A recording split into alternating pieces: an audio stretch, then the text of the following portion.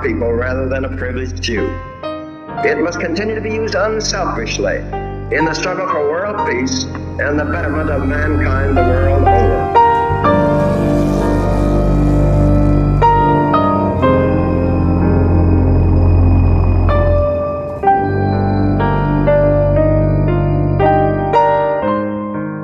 You tell me how you came to be the champ's first victim. When he was 18 months old, he was very strong and had big muscular arms. So one day he was swinging his arms like babies will do.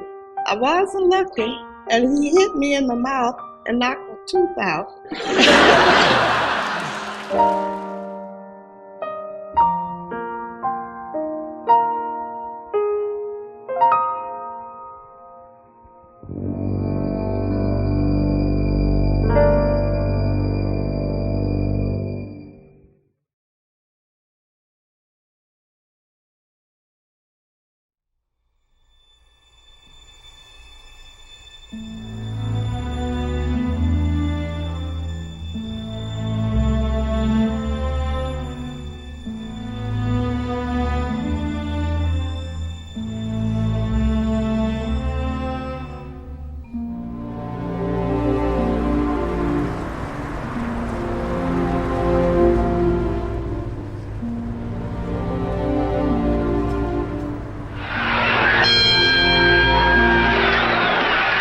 This was it, the final round of my boxing career. Not fully realizing that I would retire after this fight, I continually put the pressure on. I smelled victory, and I opened up with both barrels. A game gallant warrior that he is, but just couldn't. A great fighter went down. Boy, am I glad this fight was over.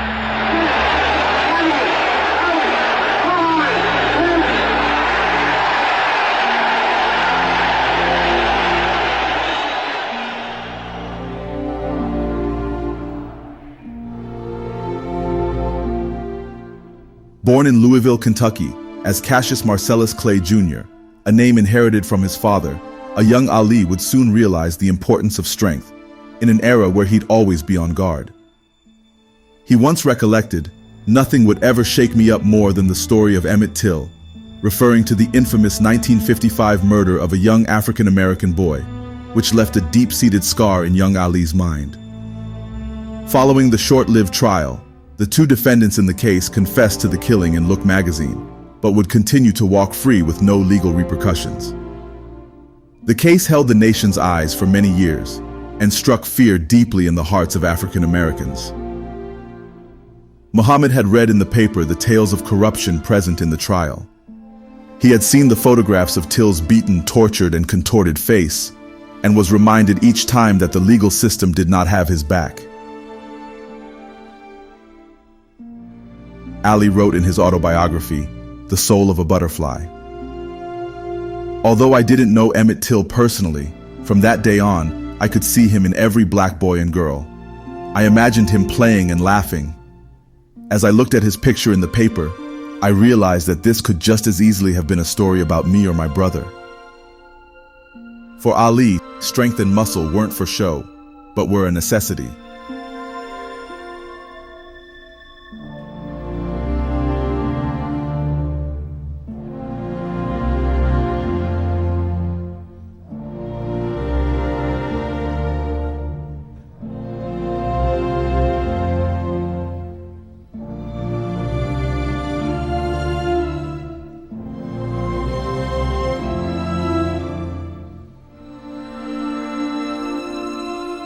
One rainy night in Louisville, Muhammad would discover his red Schwinn bicycle, a Christmas present from his father, had been stolen. With clenched fists and a pained voice, the 12-year-old boy began questioning passers-by for information regarding the lost bike. As if by fate, Muhammad would stumble into Columbia Gym, the only unsegregated training grounds in all of Louisville. Here he met Officer Joe Martin and began listing details to file a police report. Martin saw the fury in the young boy's eyes as Ali yelled, "I'm gonna whoop whoever stole my bike." Rather than dismiss him, as the world had in the past, Joe looked back at the rain-soaked, teary-eyed, lost boy and said simply, "Well, you better learn how to fight."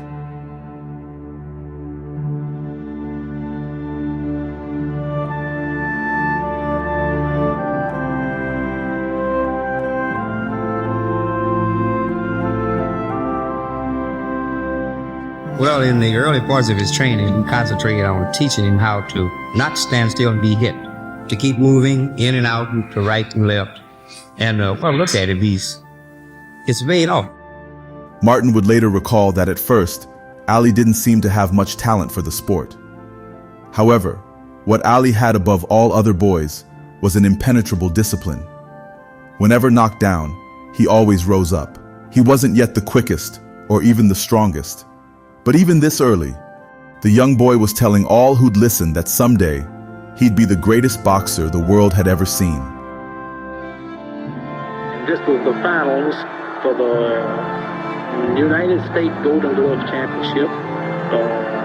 Jimmy Jones is a tall fellow. My speed beat him. I did a lot of footwork, a lot of dancing, a lot of moving in and out. And in the third round, I beat him. In a short time, Muhammad would develop a unique style that few could counter. Paired with his unparalleled enthusiasm to learn, his expert foot and head movement would begin to make a name for itself.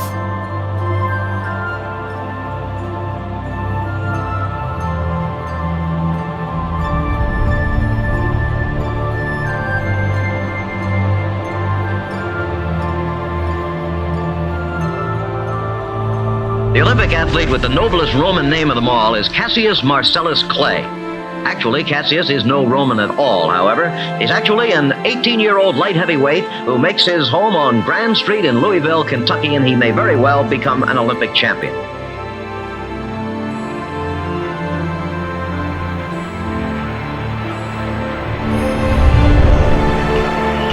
An avalanche of weather sends Piotr Rakowski into the ropes. He's covering up.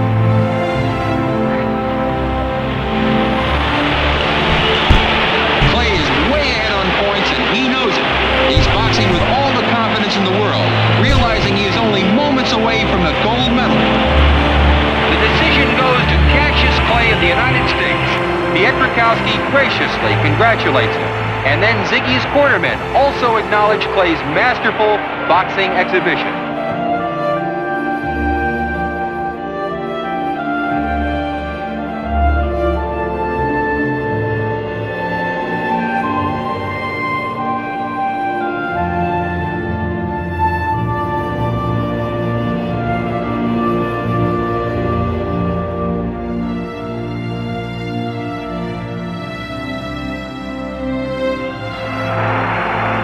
Even though Clay has had only 5 professional fights, he's already showing some of the moves and style that mark him as a fighter to watch.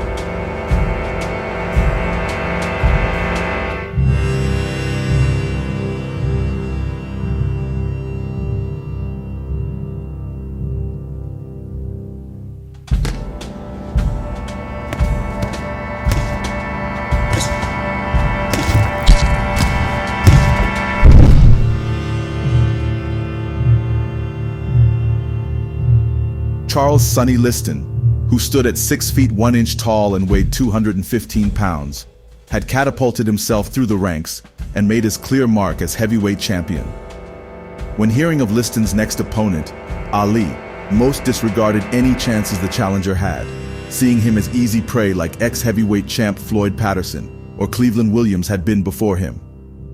Sure, Ali had a strange, hard-to-defend-against fighting style, but many described his constant bragging as a cover for his insecurities.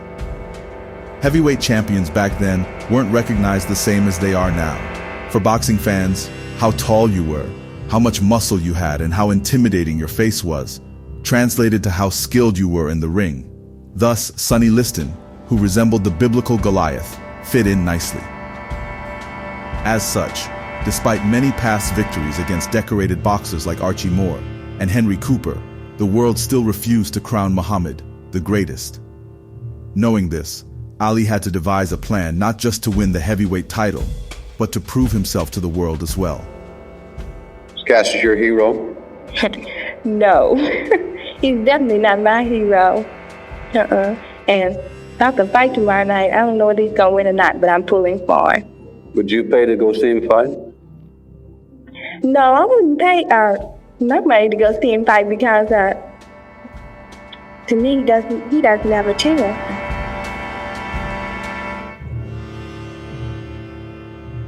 Liston was the real deal. You know, like some guys out here, they get in the paper. Liston was knocking the cops out, breaking the just knocking. So when he comes to a town, Liston comes to Philadelphia, so to speak. The cops made a call. They come to the train station, the bus station, wherever you're at. You can't come here. You get on the bus and leave. They won't let him. St. Louis, you can't come here. The cops at the train station, get on the bus and leave. They won't let him come in the States. Too dangerous. Just for formidable, mean son of a bitch. And he happened to be a fighter. Little is known of Sonny Liston's past. In fact, nobody even knows the year he was born. Sonny came from a time where it wasn't mandated to record birth date and location information on children as we do today. To make matters worse, Sonny wouldn't stay in one place too often. For instance, Sonny once recounted that at age 16, in an attempt to escape his abusive father, he'd bought a train ticket to St. Louis in search of his mother, a trip he'd planned and made all alone. He'd walk all over the city gathering clues from passers-by as to his mom's location, until finally, much to her surprise, he'd walk in on her at work one day, unannounced. As a teen, Liston had been convicted of robbing a gas station and had served small stints in jail for related offenses. By the time he joined professional boxing, he'd already served 2 years in prison. Sonny, how old were you when you had your first boxing match? Well, when I first started, I was 13. I went to the gym and I got a Salakis. After that, I waited until I got 18. And I was big. And I weighed 218. So I figured, I said, well, I'm a man now. I can take it on my own. Did you ever get a chance to fight the fellow who gave you the shellacking? No, I never did see him. As a matter of fact, I wasn't looking for him.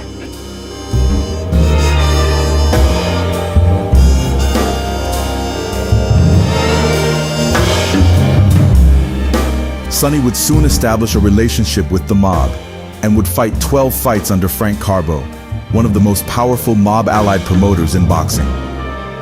A quote from a biography on Sonny entitled Night Train describes, "Here's a man who has his one chance, his only chance.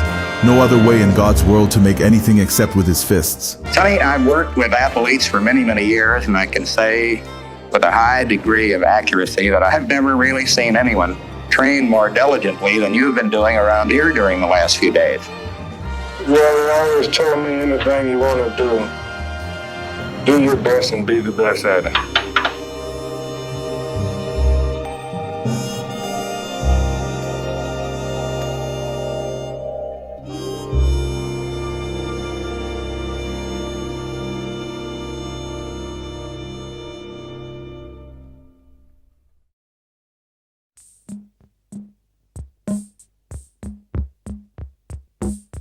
Came in the ring with a crown on your head. Is that because I am the king. I understand you have a queen of England, but you don't have a king. For what, Sonny Liston, Cassius? Sonny Liston, that big ugly bear, he will fall in 8 rounds. Liston will fall in 8 to prove that I am great. What happens after Patterson? Cassius in line? Yeah, he's right up front. What about Cassius? Well, I would imagine if he would come to me, I'd kill him. And if he run, I'm gonna catch him and kill him. Sonny Liston! Sonny Liston! Attention! The true heavyweight champion is here! Once both athletes had signed off for a fight, Muhammad devised a plan. He'd harass Liston with wild, childish harangues in the public and the press, often calling Sonny the Bear, among other nicknames. Additionally, These exploits would often draw large crowds, further embarrassing Sonny. Naturally, Liston, whose career revolved around his brooding, tough guy image, was not amused. You ain't nothing. Picking Floyd Patterson. But why don't you face me? Since my mouth is so big, I will destroy you. I bet you all the money you got right here, right now. Right now. I'll knock you out, suckers. Right here. Come on, suckers. You heard me.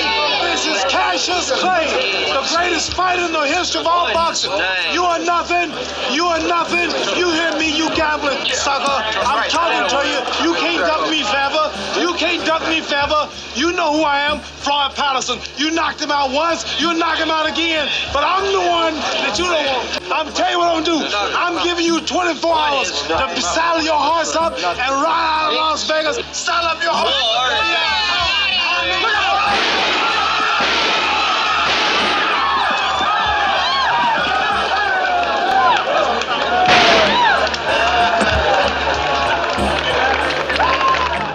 And this would be another addition to Muhammad's long list of publicity stunts. A successful campaign Muhammad led in order to infuriate Liston and win a psychological advantage over the tougher, harder-hitting opponent. Muhammad knew Liston was the last man in the world who'd be scared of him.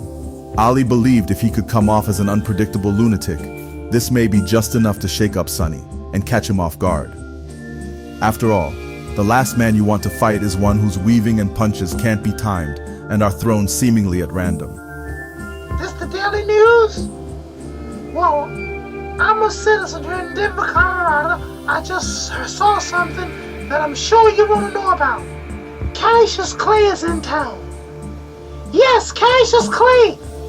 He's in town. I just saw a big red bus with the name Cassius Clay painted on the bus and a sign said World Most Colorful Fighter.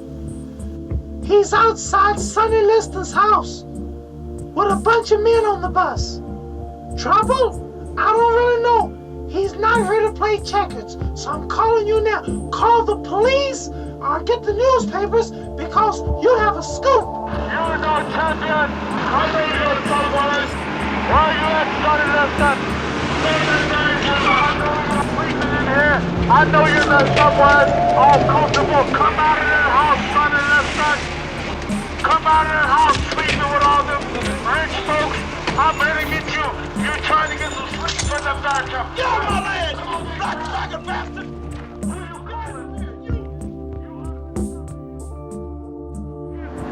Why somebody do something?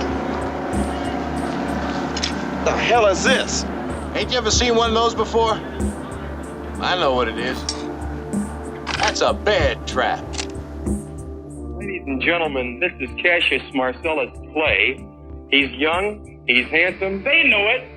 He's a poet, a prophet, and many people believe he'll be the next heavyweight champion of the world. Cassius, can I ask you how you're feeling now at this point in your I'm feeling great. I'm ready to go to war right now. Well, when you say you're ready to go to war right now... I see that bear on the street, I beat him before the fight. You'd actually take him on before the fight? Beat him like I'm his daddy. I saw Sonny Liston a few days ago, Cassius. Ain't he ugly?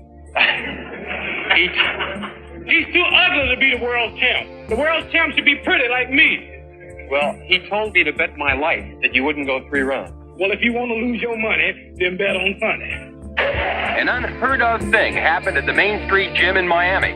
Challenger Cassius invaded while Liston was training. Clay's bravado was never more evident, but Liston was not an appreciative audience. Sonny had to be restrained to protect Clay, supposedly.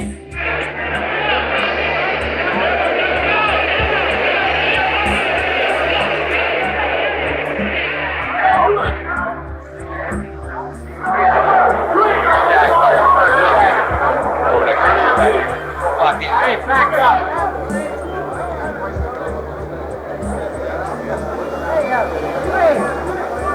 Hey, come away from there! Will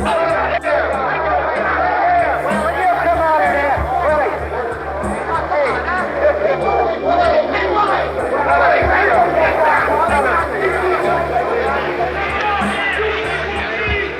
Let us see this! You ain't got a chance! Let us see! Let us see! Hey, can you let us see this? I predict that tonight somebody will die at ringside from shock. From there. Jack, move!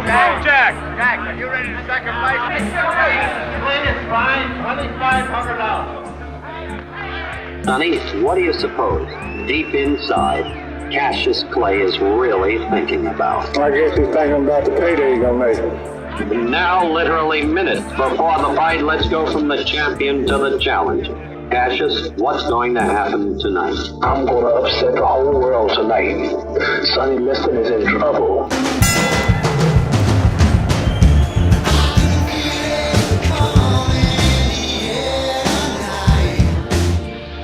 Cassius Clay on the move as we see, looking to get Sonny to run, carrying his left hand dangerously low.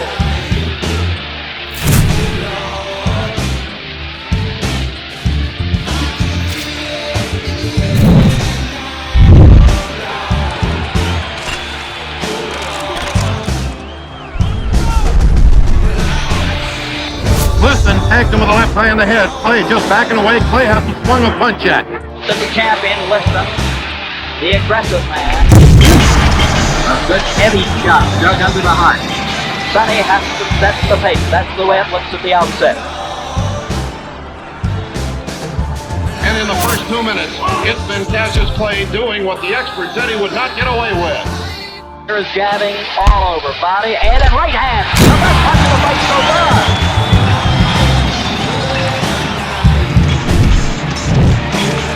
Closing second of this first round, and the long left lead is making a difference so far by Mr. Clay. They keep fighting after the bell, and they'll whistle the left listen. That's Clay to his corner. The ball is long, and they keep on fighting. 20 seconds. That's the end of round one. The referee did not stop that round when that bell sounded. Perhaps the referee didn't hear it.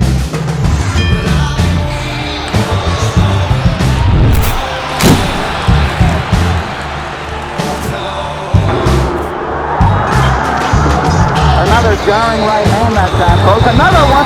Sonny Labo. Cassius has him hurt. Clay has Liston's eye cut open. Liston bleeding under both eyes. And now Liston moves in.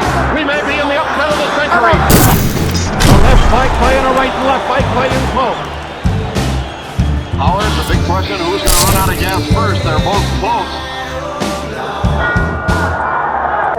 Joe, I don't know whether you can say it. Look closely, look hard. They're working on the cut below the left eye. It's very difficult to get a shot, but what do you think Sonny's condition as Joe Polino works on the cut?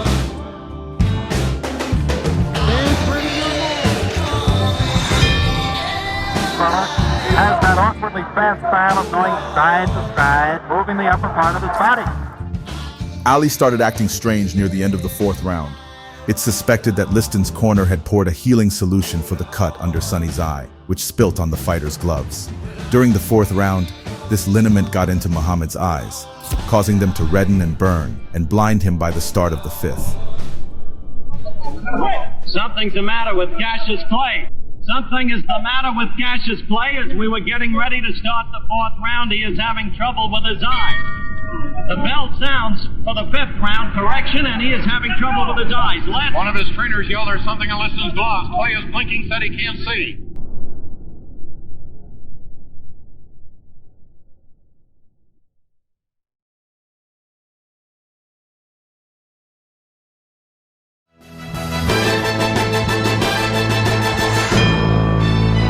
Ladies and gentlemen, we don't know exactly what happened.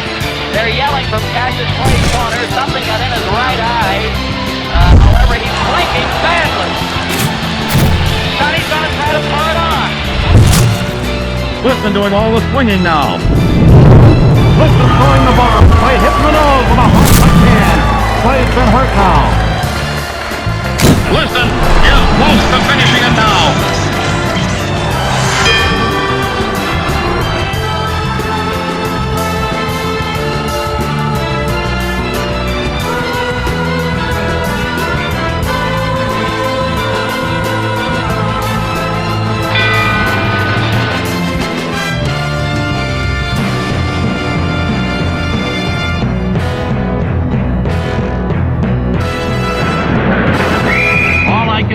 What Rocky Marciano has just said. This is hard to figure out as we come up to round 7. Clay looks like he about had it. Now, wait a minute. Sonny Liston's not coming out.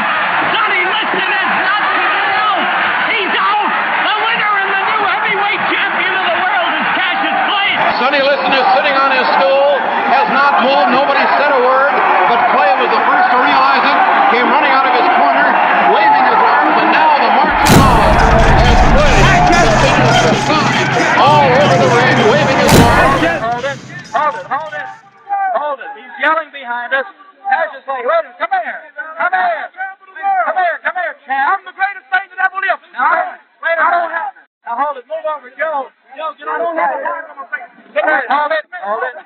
Bedlam breaking out. Bedlam busting out here. Great, I don't have a mark on my face. Yeah. And I upset Sonny Liston, and I just turned 22 years old. I must be the greatest. I told the world, I talk to God every day. If God's with me, can't nobody be against me. Sonny. I shook up the world. I know God. I know the real God. Cassius, wait a minute, Cassius. Let me ask you this now. You told me when you visited in Los Angeles you could do it in 8. Well, you thought Sonny and figured Sonny was great. How come you did it in 6 or 7? You did it in 7. I had him going in 8. I was getting ready to take him in the 8th, as you can see. But the man stopped it just to keep from making me look so great. I see. Now, give us that poetry on number 7. He wanted to go to heaven, so I took him in 7. You took him in 7. I am the king of the world. Hold it. I'm pretty. Hold it. You're not that pretty. I'm a bad man. Wait. I shook up the world. I shook up the world. I shook up the world. Wait a minute. You must listen to me. Now, listen. I am the devil. All right, hold it. Ladies and gentlemen. Rumors quickly arose of a fixed bout, and Muhammad's allegations of Liston's camp blinding him didn't help to calm the suspicion. Could this man have really beaten the invincible Sonny Liston? Asked boxing fans and reporters continually. These questions only further angered Ali, who believed this bout surely would prove his perfection of the sport to the world. Hey, what do you say, huh? Tell those people in Miami. I shook up the whole world. I'm tired of talking. Let them talk about it themselves. All I gotta say is I beat Liston like he was an amateur. Right. I held my hands low. Right. I leaned back. Right. I'm still pretty. He was the one all cut up. I shook up the world. Now what are they gonna say about that now? What you gonna say about that? And you can't call it a fix. Everybody said if Liston wins, it would be a fix. But what made it so good? Both his eyes was closed, and the referees had to stop it. He hurt you? I am no. Did he hurt you at any time? No, he didn't hurt me. I just couldn't get him in 8. I was mad because I couldn't get him in 8. The day after the fight, he would change his name with encouragement from the Nation of Islam and its religious leaders. They believed that African Americans should change their slave name for one that better represents their connection to God. And so from that day forwards, Cassius Clay was no longer. Muhammad Ali was born, a name that means beloved of God, and a new name which Ali hoped would distance himself from his past. In a Muslim context, the Prophet Muhammad is considered the final prophet, and naming a child after him is considered a deep act of respect. Muhammad claimed he felt born again, and he moved forwards, destined to fulfill his new title. He was heavyweight champion now. He was done fighting for any material worth the sport could bestow. Here, after winning the title, would mark where most heavyweight stories would end. But in reality for Ali, this was just the prologue.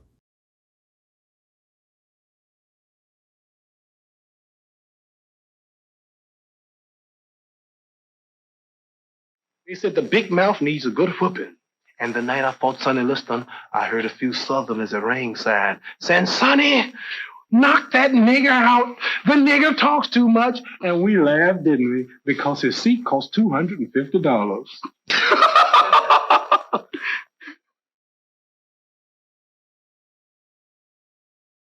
I've got lots more questions I'd like to ask you, but as you know, we have 3 colleagues here. We've David Susskind, Harry Corbett, and Shirley Conran, and I know that they would like to ask you some questions. David, who is from your side of the Atlantic?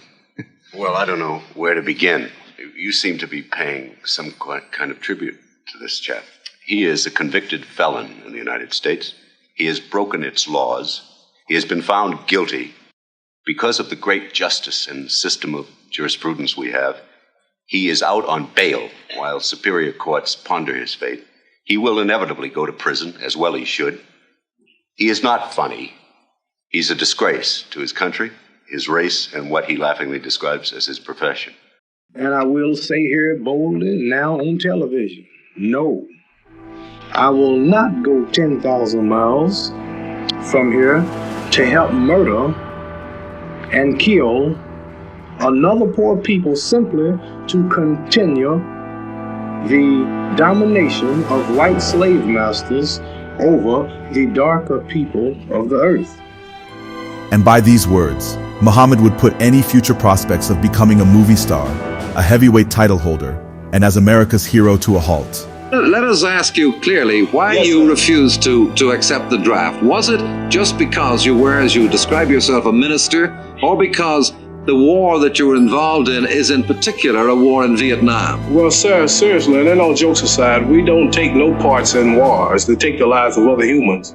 And this is a whole religious thing. I'm either crazy or sincere, because I've now turned down some $8,200,000 in movies, commercials, advertisements, heavyweight title fights, and it looks like I might spend 5 years in prison.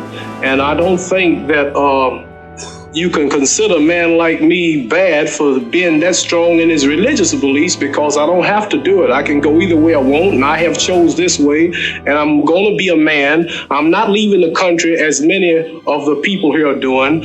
I'm going to be a man and stay here and face the confinement and the suffering if I have to. When a registrant refuses this first step, when his name is called, he is quietly removed from the room. He is counseled as to the seriousness of his refusal. He is given the penalties, the maximum legal penalties that this act could result in. Then he is returned to the ceremony room, given another opportunity to take the step forward which constitutes induction into the armed forces. If he again refuses, we ask him if he would give a statement that he refuses induction. If he says no, we dismiss him. If he says yes, he writes out a statement in his own handwriting. We witness it, and then we release him. We notify the draft board and make a report to the United States Attorney. Cassius Clay, Army. Cassius Clay, Army.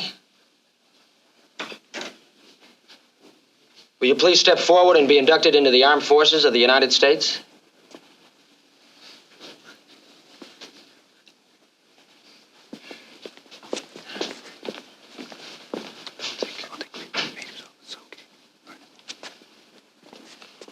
Follow me, please.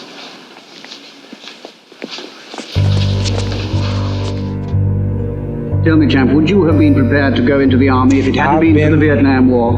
No, under no conditions do we take part in wars to take lives of other humans.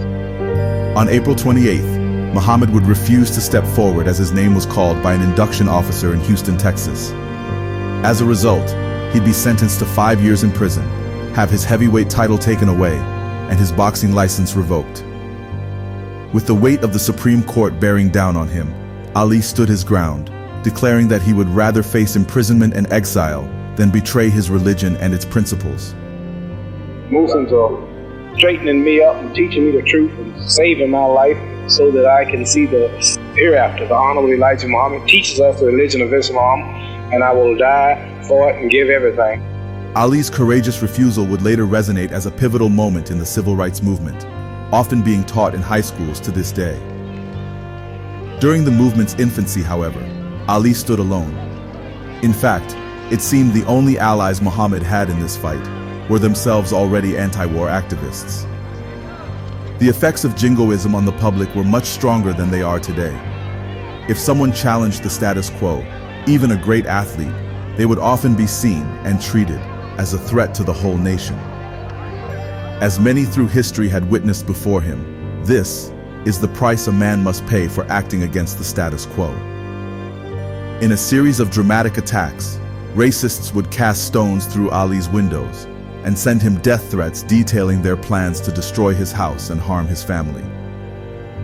Suffering financially now that government intervention had stripped him of his boxing license, Muhammad decided to take on a new life once again, a life of public speaking. I'm not gonna help nobody get something my Negroes don't have. If I'm gonna die, I'll die now, right here fighting you. You my enemy. My enemy is the white people, not Vietcongs or Chinese or Japanese. You my opposer when I want freedom. You my opposer when I want justice. You my opposer when I want equality. You won't even stand up for me in America for my religious beliefs, and you want me to go somewhere and fight, but you won't even stand up for me here at home. With both his commanding presence and booming voice, Muhammad spoke from the heart about issues that affected every American, such as equal rights, personal accountability, and the growing threat the Vietnam War presented. This preaching would draw the eyes of several prominent activists of the time, such as Malcolm X and Martin Luther King, who'd give him the legitimacy he needed to grow a larger audience. What did you discuss back in the hotel room? Nothing, just friends, just like Khrushchev and Kennedy and everybody. When people, all of the politicians of all other white races come together, and although they believe different, they think different, whites can come together and discuss the common cause. But whenever a few of us come together, the world is shook up. And I say, whatever went back there is our business. Reverend King, do you agree? Oh, yes. We had a very good discussion on many matters. And, of course, these are not things that we would discuss here. But we do have common problems and common concerns. And above all, as Muhammad Ali has just said, we are all victims of the same system of oppression. And even though we may have different religious beliefs, this does not at all bring about a difference in terms of our concerns. Still brothers. I'm not allowed to earn a living here. I'm not allowed to leave the country. And I had about $10 million in contracts in foreign countries, European and African countries. And the government has taken my passport so that I can't go out here to work. Then I cannot work in America.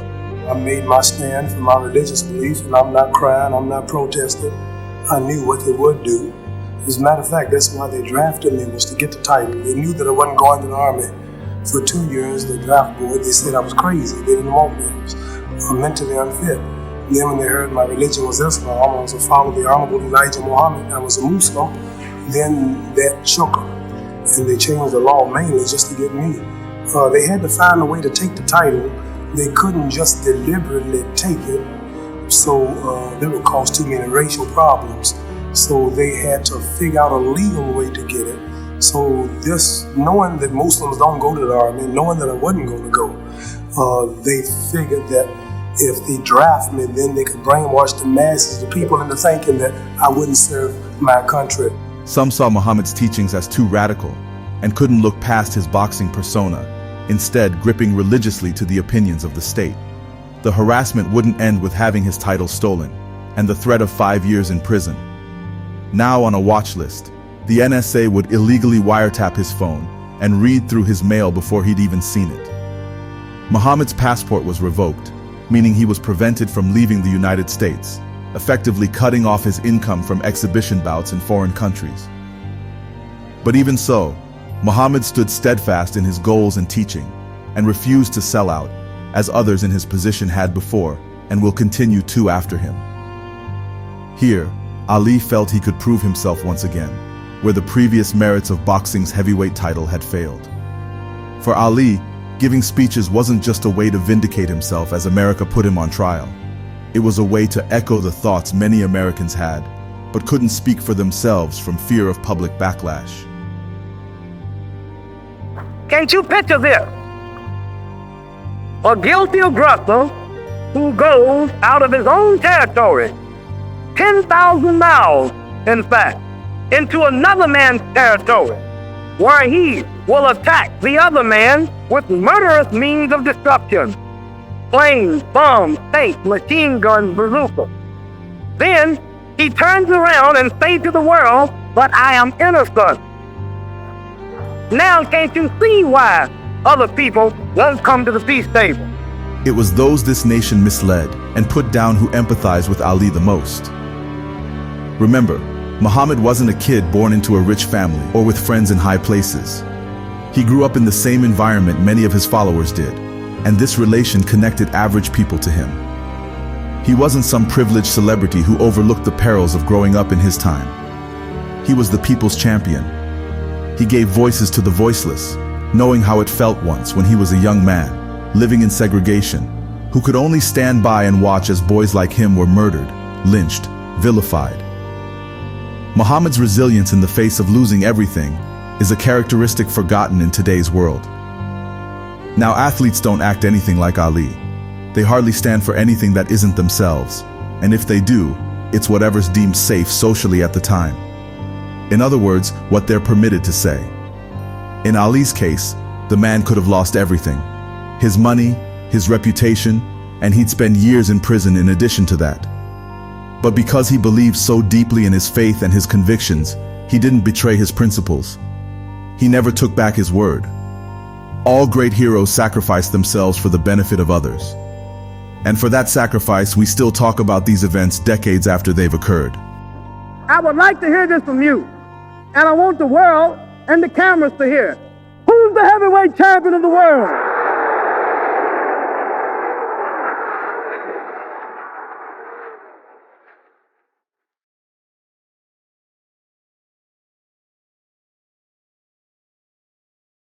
After 3 years of legal battles, Ali eventually had his stance vindicated by the Supreme Court. The court found that Muhammad was unjustly denied conscientious objector status as a Muslim. The court's ruling forced the New York State Boxing Commission to reinstate his license, opening the door for his return to the ring. Despite losing nearly 4 years in his athletic prime, Ali's determination remained unshaken. Ali swiftly won several comeback fights, demonstrating, just as he had years prior, his invincible dancing style and grace in step, and was finally set to challenge current heavyweight champion, Smokin' Joe Frazier. The relationship between the two was a complex one. Muhammad and Joe wouldn't meet for the first time in the ring. In fact, Joe had actually met him before his title was revoked in 1967. Joe even supported Muhammad at this time, lending him money, and later petitioning then-President Richard Nixon to have Ali's boxing license reinstated. Like Ali, Frazier had made a name for himself as an amateur, winning multiple Golden Gloves championships and Olympic gold for the United States. While Frazier may not have carried the same intimidating reputation as former champion Sonny Liston, as a fighter, Frazier had defined himself by his relentless and devastating style that deemed him a worthy adversary for an Ali returning from layoff.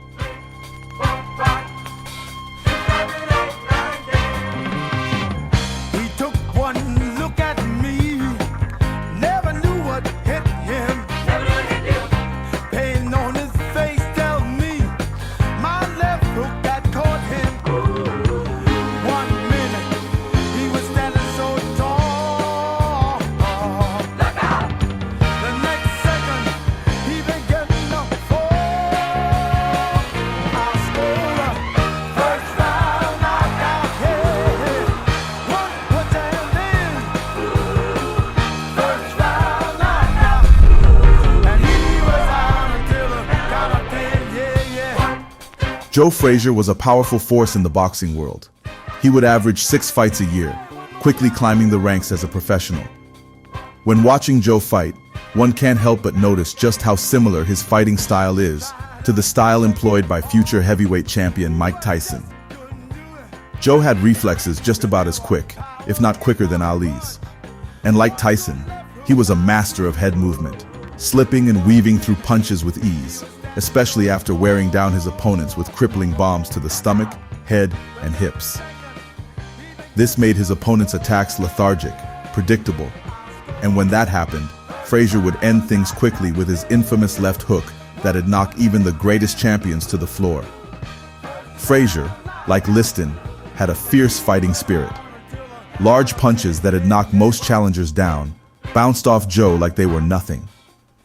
When paired with his ability to cut off the ring, effortlessly moving closer and closer through flurries of punches, Joe quickly established himself as one of boxing's greatest pressure fighters.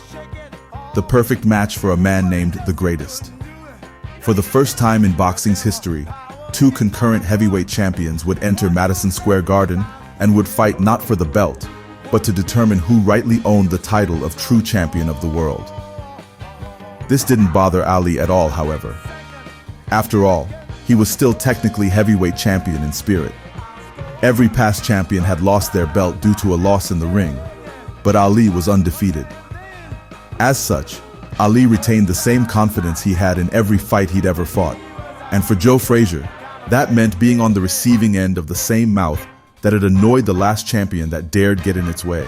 With the commissioner here and the whole world of authority, I beat Sonny Liston twice, and they wasn't convinced. That's all over. Let me finish. Now you ain't fighting Sonny Liston. You fighting me. No, you listen. You listen now. Look, I'm the champ. You ain't. You listen. You the champ. Right on. Now listen. That's all over. Sonny Liston is all over. Now you ain't the champ. Hey, you listen for a champ. Quiet now. Shut up. How you gonna do this? How you gonna do You the champ. You go fight more than 4,000 people live. More people in training than you have. What is this? If Joe Frazier whoops me. I'm getting on my hands and my knees. I crawl across the ring, look up to you, say, you are the champion. You might I'm trying to get you on the spot if you think you're so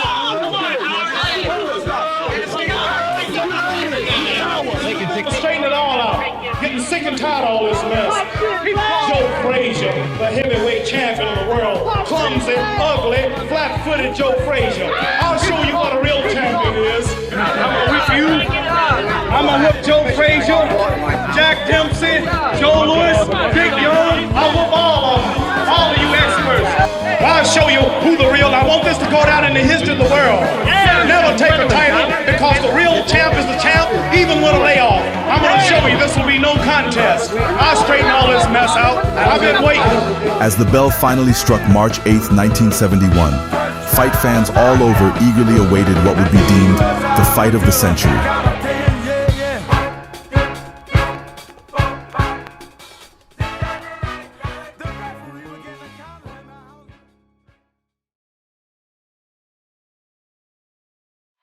The hour of truth has arrived. For the first time in history, two undefeated heavyweights would meet in the ring and would battle to determine who reigned as true champion. The fight was so anticipated that it would even be broadcast live in movie theaters across the country to be watched by those who didn't own a television. Many came to support Ali, but like in the Liston fight, many came to see him hurt. For America, this wasn't simply another boxing match, but a clash of ideologies. Joe, fueled by the anger his opponent's bad-mouthing had instilled in him, entered the ring determined to shut that mouth and defend what he'd competed so long to earn. Muhammad, the infamous draft dodger, would fight to win back the heavyweight title, but also to win back the critics who questioned his religion, his purpose, and his place in history. Now considered by many as the most hated man in America, Muhammad happily stepped into the ring, ready to regain his rank as champ and prove once and for all his worth after 3 years in exile. Here is Muhammad Ali.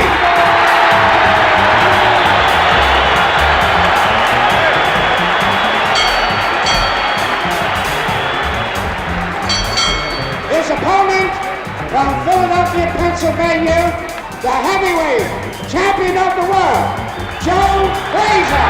Hundreds of millions are seeing this bout around the world. A packed house at Madison Square Garden. Almost ready for the fight of the century.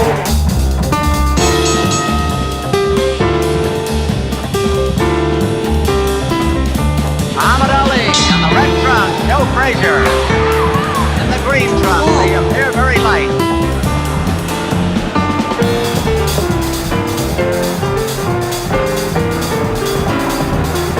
Frazier will try to bore in and catch his man.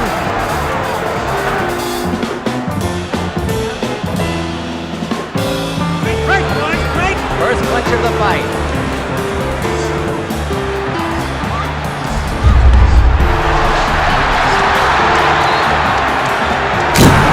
Muhammad Ali shakes his head as though to say it was nothing. But he was tagged. Muhammad Ali, strangely enough, is not trying to make use of the ring. He's standing there with Frazier. And that's not considered healthy. Muhammad Ali, flat on his feet, not up on his toes, like the Muhammad Ali of old.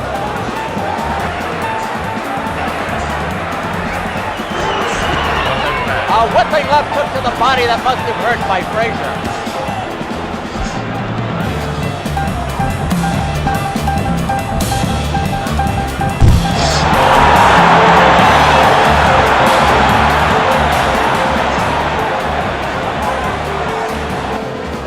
The round is almost over. That is one of the most exciting first rounds I think we've seen in a long time.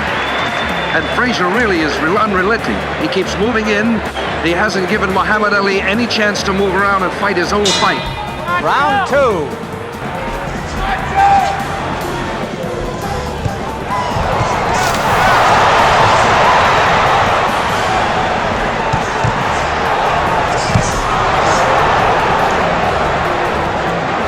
Frazier has taken a good battering in this round.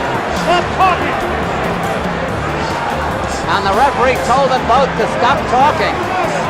They have time for that. 15 seconds to go in the round. That was the best punch in the fight. That left hook. Watch it in the slow motion. Frazier with that left hook. That beautiful left hook. Round 3. Round 3.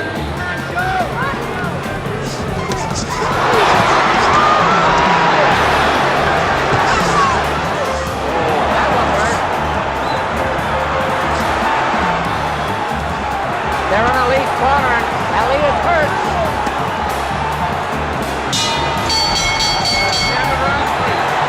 Bert and Archie, round 5. Round 5. Good 1-2 and a jab. Frazier's mimicking Ali. He's just smiling at him. Frazier's just laughing at him. Talking to him.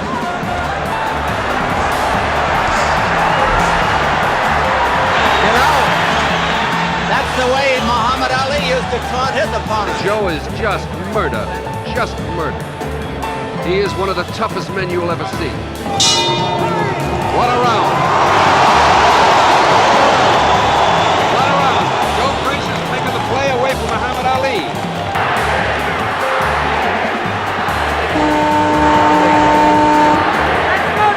The crowd is chanting Ali, and Joe says, come on out and fight. The bell hasn't sounded. There it is, round 8. Round 8.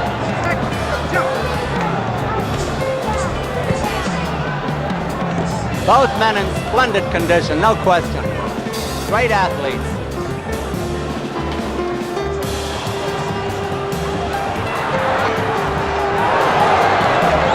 Joe Frazier just literally took charge there. Waving Frazier on.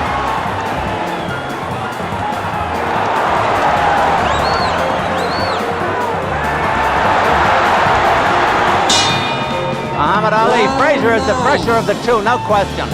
Round 9 of a 15-rounder.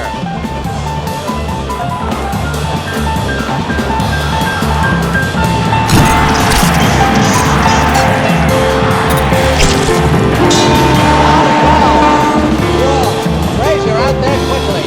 Well, who thought it would go this far?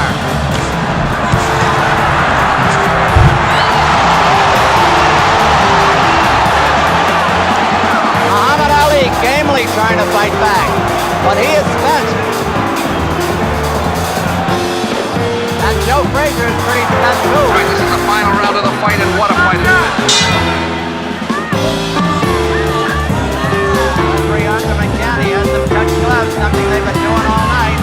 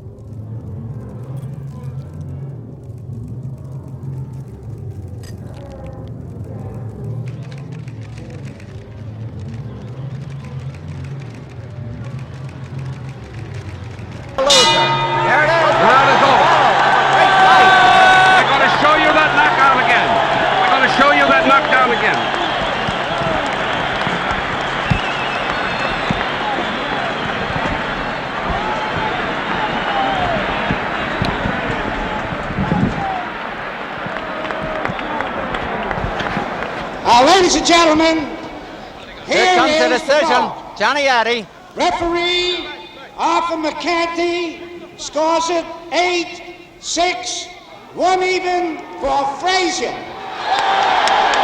vote for Joe Frazier. RBI dollar, 9-6 for Frazier. Frazier is the winner.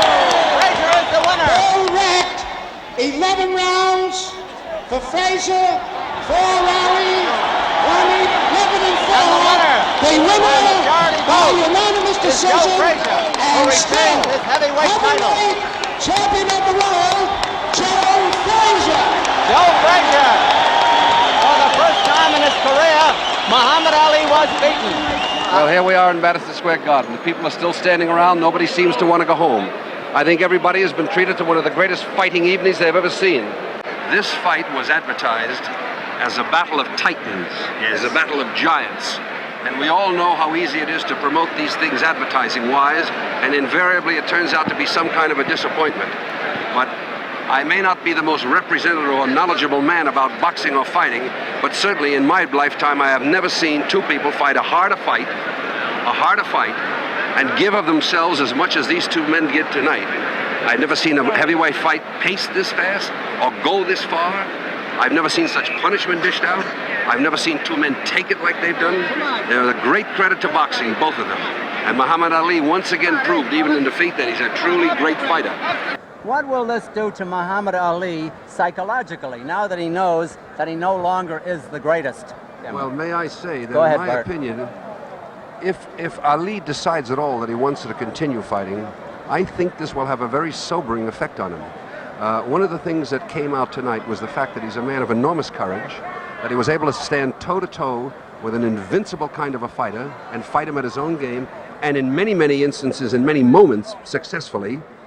I don't think that he will be the kind of clowning person he was before. That is assuming he intends to fight at all. It may be that he might decide at this point that he doesn't want to fight anymore.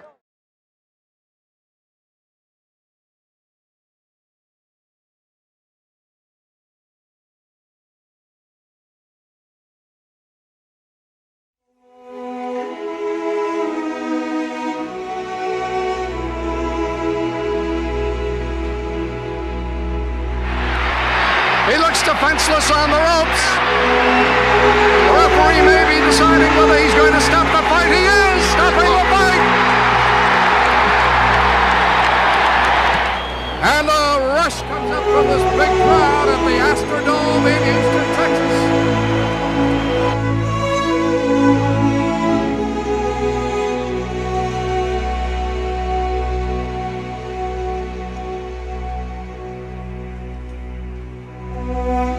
It seemed that the man was utterly out on his feet.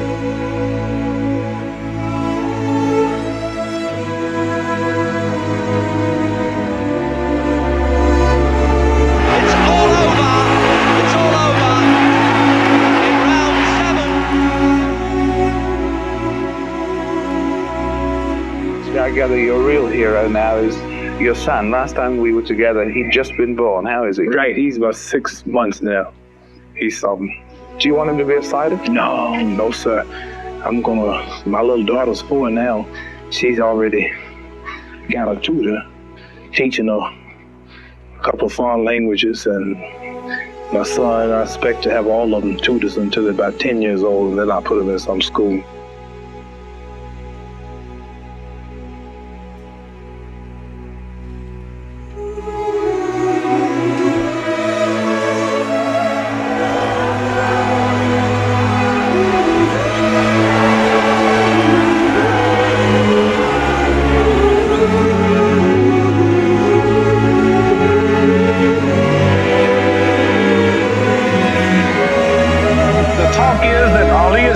He's washed up, but I have a big surprise for the whole world.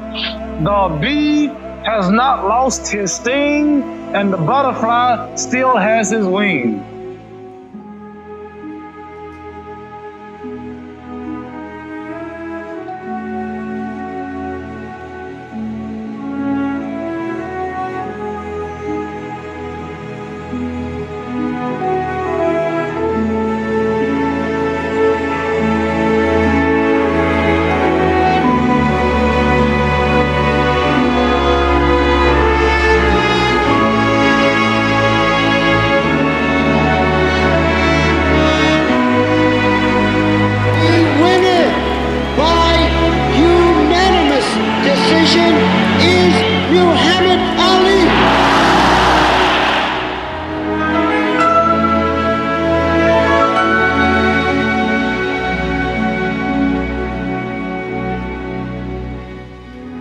This chump has got everybody scared. Wait, I don't have a mark on my face, and I upset Sonny Liston, and I just turned 22 years old. I must be the greatest. Scared of what?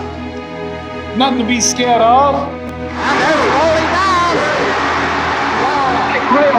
Williams trying to protect himself into it. Look to the face of left and right. Williams down. He may not get up. Scared of what? Hold it, you're not that big. I'm a bad man. I shoot up the wall. I shoot up the wall. I shoot up the wall.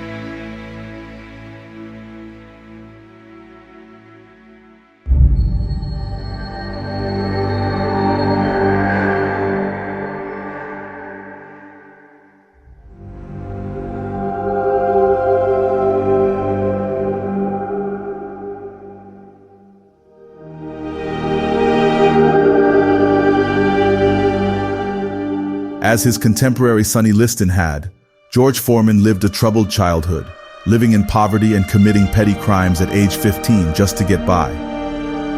For the Foremans, every day was a battle of its own, and each of George's 6 siblings learned quickly not to take for granted what most do today, be it food, clothing, or even just a decent education. In his autobiography, George paints a vivid picture of his mother's hardship when he wrote, "On Fridays, she'd bring home a single hamburger and break it into 8 pieces. Everybody got a taste. I remember thinking, boy, that's rich man's food, a hamburger." When I had nothing at all, I pretended to carry a big lunch by blowing up a brown paper sack to make it look full. Sometimes I'd rub the bag in grease and crumple it to make it look used. George's upbringing offered little chance for greatness, often moving around house to house when the rent couldn't be paid. Foreman's fate changed dramatically one day when he decided to join the Job Corps at age 16. Here, he met a man named Doc Broduff, a boxing coach who saw potential in the troubled youth. Under Doc's guidance, George would tear through the Golden Gloves ranks until the unthinkable happened. George, with only 16 wins under his belt, would be offered a shot at the 1968 Olympics. And like Ali, he employed his career-spanning tactic on each of his 4 opponents, cutting off the ring, moving in, and slugging with wild left and right hooks. George Foreman of Houston, Texas, a 19-year-old, is thought by many to be a very promising young heavyweight. It's all over. George Foreman wins the gold medal of the 19th Olympiad in Mexico City. The young teenager, who'd nearly succumbed to a life of theft, who once truly believed he was nothing, a common criminal, now donned a gold medal, hanging from around his neck.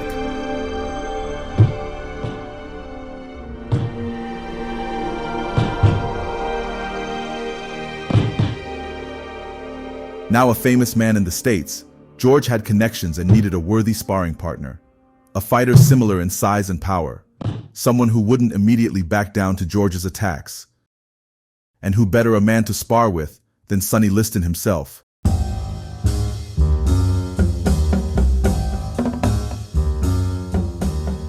George wrote, "Sonny and I sparred constantly, which was about the best training I could have had.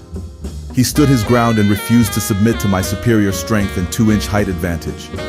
I empathized with him, looked up to him, wanted his approval and friendship." With Sonny's training, George would climb the ranks, downing fighter after fighter with a winning streak to rival Ali's himself. With each thunderous victory, the inevitability of a title fight loomed larger. Finally, Foreman stepped onto the world stage on January 22, 1973, and gave fans one of the most shocking boxing upsets that rivaled Ali's own battle with Sonny years prior.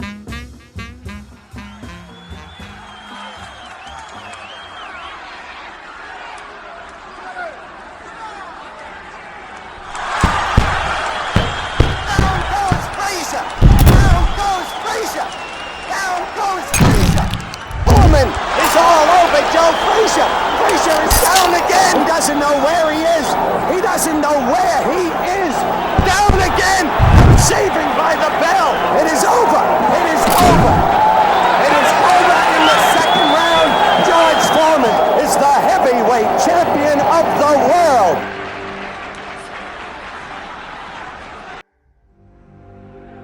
Kenny Norton has got plenty of boxing experience. 24 rounds with Ali is a master's degree in boxing in any man's school. Good right hand on the left-hand side of the face of Norton. Norton is a bit stunned as Foreman is teeing off, and it looks like Norton has really been staggered as he went up against the rope. And here we go as Foreman comes banging on in the second round. Norton goes down again. A left hand on the side of the head. Norton goes back. He'll have to take another 8 count. No, he doesn't. His legs are rubbery as a left hand goes to the side of his head. A right uppercut, a left jab, and vicious left. And Norton fumbling to the canvas for the second time. Joe Frazier and Ken Norton were the 2 only men to defeat Ali, and George made them both look like amateurs. To this point, Foreman reigned with a record of 40-0. To put this into perspective, the longest undisputed record held by a heavyweight belongs to Rocky Marciano, who famously holds 49-0.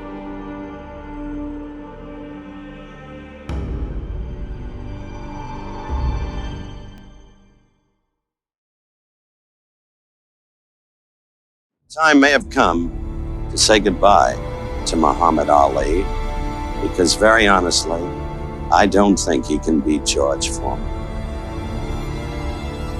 It's befitting that I go out of boxing like I came in, meeting a big, strong bully that knocks everybody out, that everybody's afraid of. England can't produce nothing to beat George Foreman. Africa can't produce nothing to beat George Foreman. Japan, China, no country but old Muhammad Ali. See, realize 32 is not old for men that don't take a punishment. Sugar Ray was blasting at 32. Sugar Ray wasn't going nowhere at 32, looking good. Archie Moore was cruising at 32. Walcott won his title at 37. I'm great like them, or greater. See, I outthink a man. See, the Matador beats the bull. The bull is the strongest. Bull hits the hardest, but the Matador is the smartest.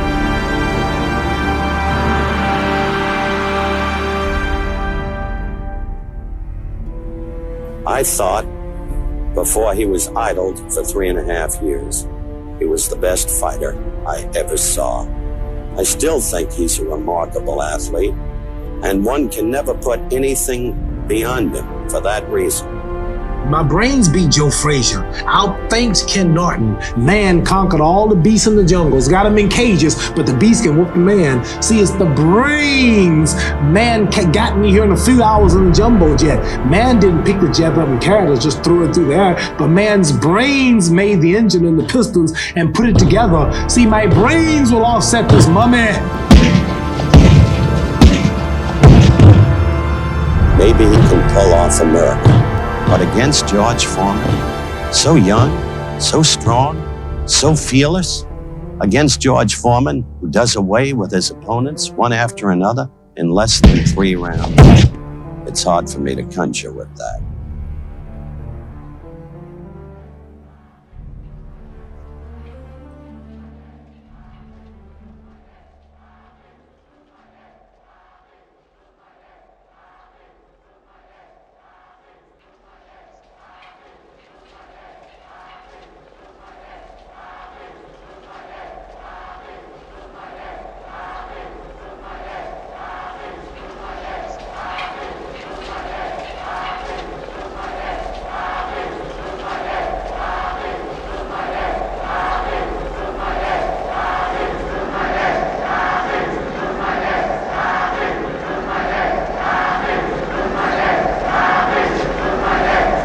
You all looking so damn scared.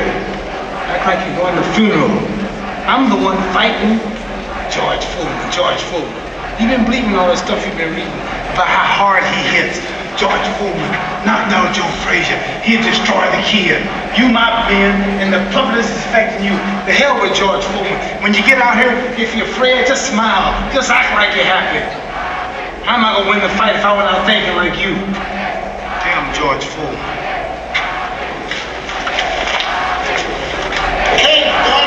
Get in front. It's the 12 in the boat. You can't go in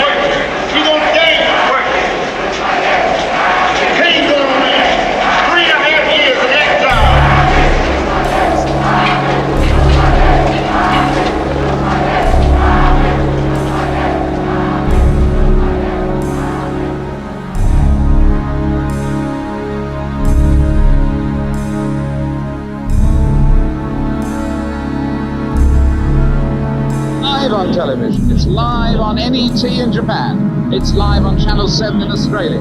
And on a delayed basis, there's Poland, there's Yugoslavia, and many more that will make up a final estimated figure for this fight of 1 billion people.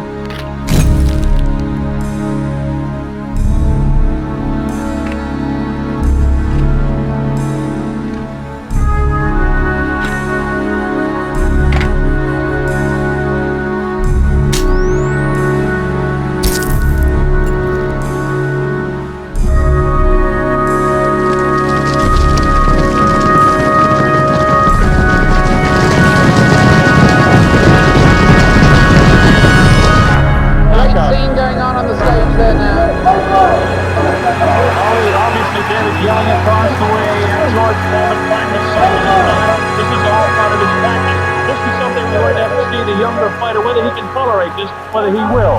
He was winking and making fun of Foreman, trembling and doing all sort of things. I mean, he's probably the bravest guy right now in this arena. That man looks pretty serious himself right there. Cracks a little smile as he looks towards that camera. There's a face of determination. 220 pounds of sheer muscle, a strong, speedy individual with tremendous courage.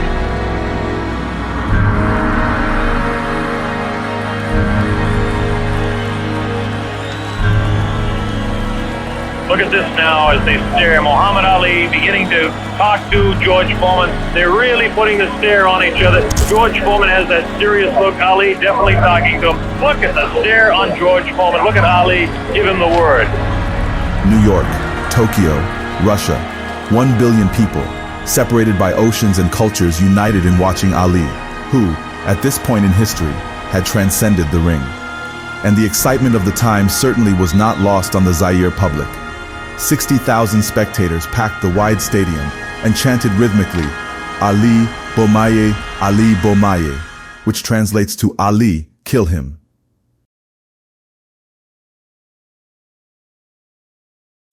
The long road of courtroom battles, past defeats, and public exile ended here.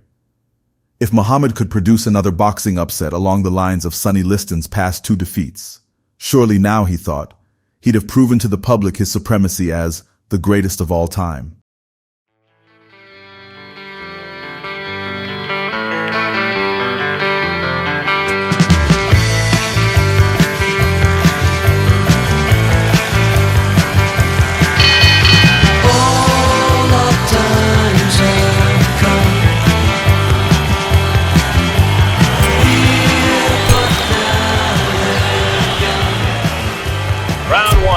Bouncing around, shifting left to right. George won't slow Ali, gets the first punch in. A right hand taken on the forehead by George Foreman, the champion. Baby, take my hand.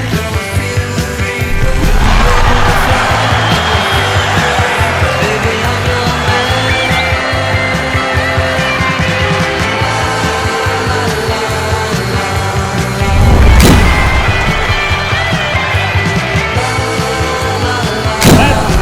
no damage, that one did. 2 wild right hands. Muhammad Ali is taking the punch now. There's a real strong right hand just underneath the heart.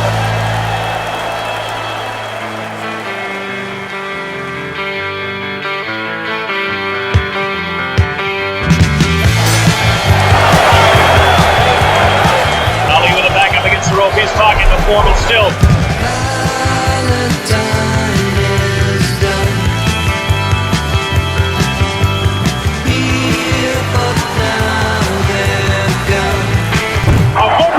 Taken on the left side of the jaw by Muhammad Ali.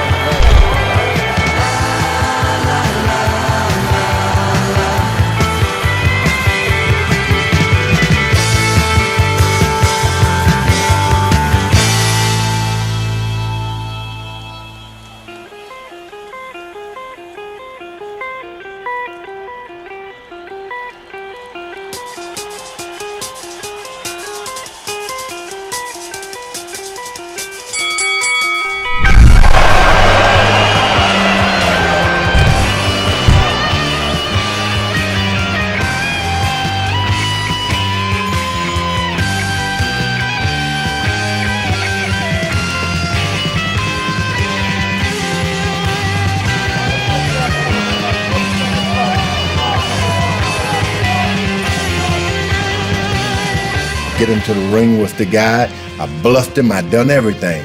Beat him up basically for about 5 or 6 rounds. I thought it was easy. Then about the 6th round, he whispered in my ear after I'd hit him in the side. "That all you got, George?" And that was about all I had.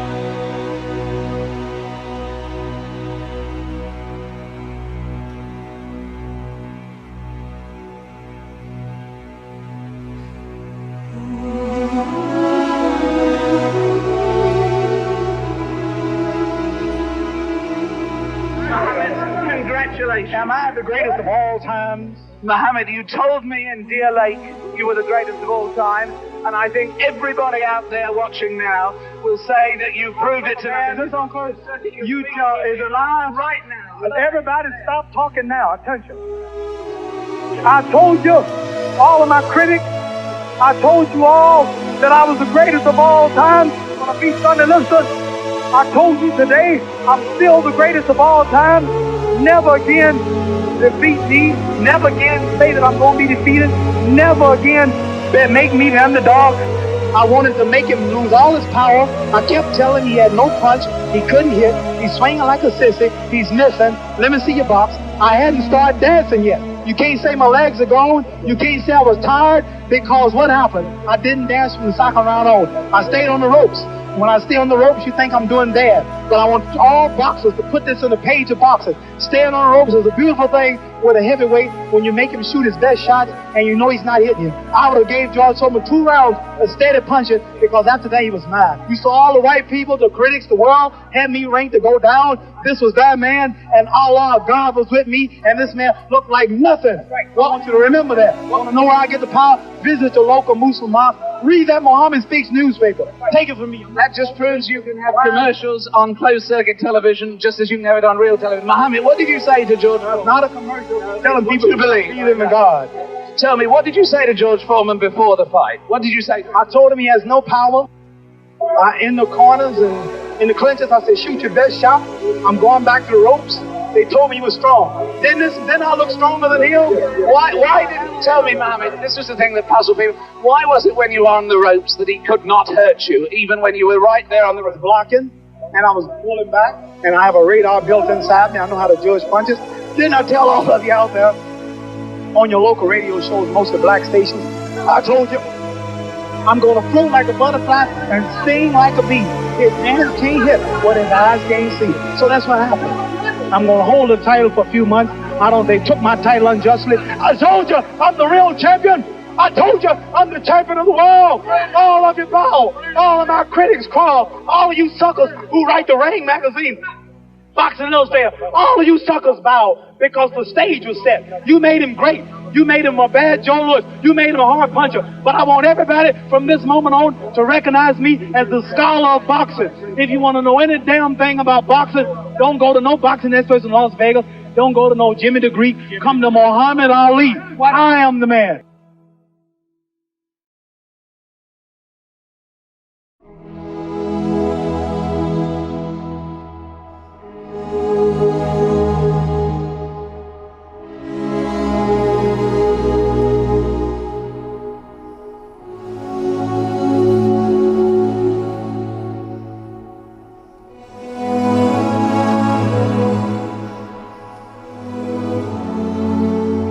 Following the epic clash in Zaire, Muhammad returned home to Louisville amid thunderous applause.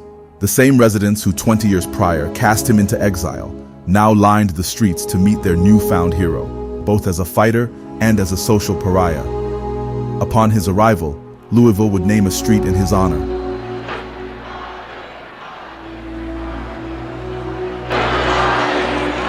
And I found out through boxing I can do so much to help so many people and our people in the States. And for me to give up and to get out of the public and go somewhere and cut the grass and lay off at this time when the world is struggling, there's so much I can do would be terrible. And through boxing, like Zaire is a country we never heard of in America. I don't know if you all heard much about it. Average man, now everybody know about Zaire. When it was the Belgium Congo, we all knew, but very few people know about Zaire. So I think there's so much I can do by continue fighting. We trying to build a hospital, Elijah Muhammad, our religious group in Chicago. We have the land, it's gonna take $100 million, a 300-bedroom hospital. So I wanna do something to help humanity. And through boxing, I can do a lot. And I'm gonna try to get one of these $10 million purses donated to something like the hospital. And I don't want one quarter. You understand? I would rather give the $10 million to a hospital than to get even $7 million for myself and give the government $3 million. I'd rather have the whole $10 million to go to the hospital. Muhammad would go on to face Chuck Wepner, who delivered the fourth knockdown of Ali's career. Publicists claimed a younger Ali could have easily danced around the knockdown punch, but something had changed. Though Ali now fought on native soil, his heart had still resided elsewhere.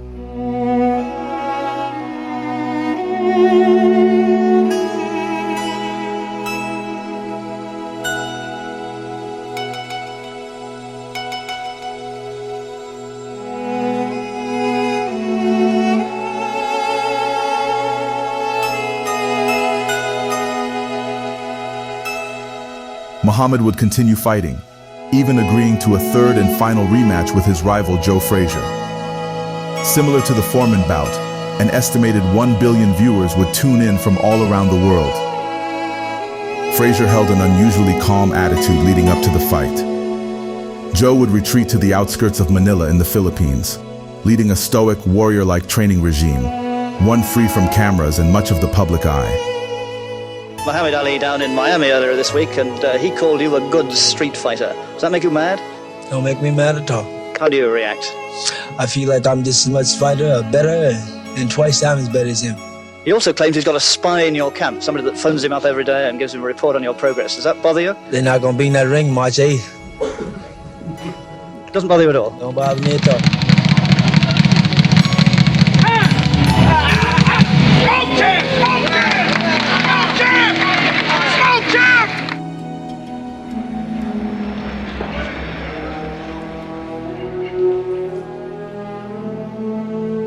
Joe Frazier is in hiding. Joe Frazier is fearful. He's frightened. He's in a state of shock. He will no longer speak to the press. He will no longer do interviews. He has quit talking, which means he has already lost the first round. This fight just may end before the first round. I'm serious. Muhammad Ali for this epic moment in the Philippine Coliseum in Quezon City, adjacent to Manila.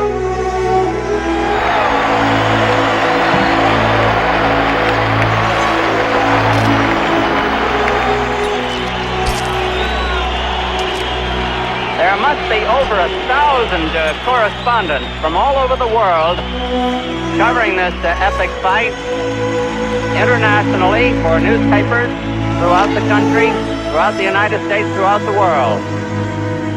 Now the moment of truth is not far away. I know you've got thoughts in your own mind, but what can you tell us?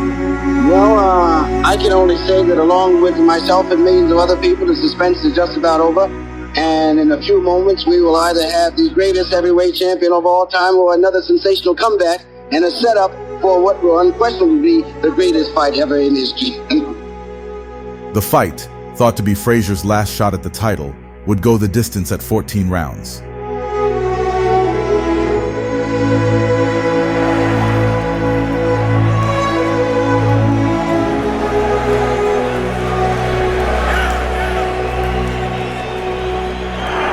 I don't think in the 20 years that I've been covering fights, I've ever seen a more courageous fighter than Joe Frazier, taking blow after blow right there.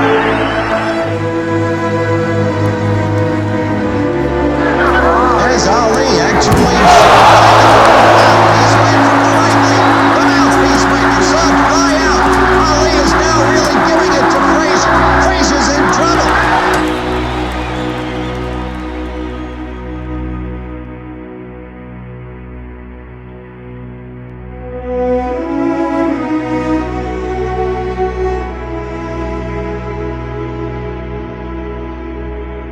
Upon seeing Joe's attempt to rise to his feet before the 15th, his trainer Eddie Futch, who'd seen 4 boxers die in the ring, told him, "Sit down, son.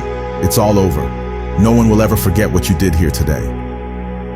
Joe desperately wanted to continue the fight, but Eddie signaled to the referee and the bout was stopped. Eddie's words weren't empty praise, he was right. The heart displayed by both fighters was legendary, and the pure, raw fighting spirit shown that day has never been replicated since. I think it's going to be over. It's all over.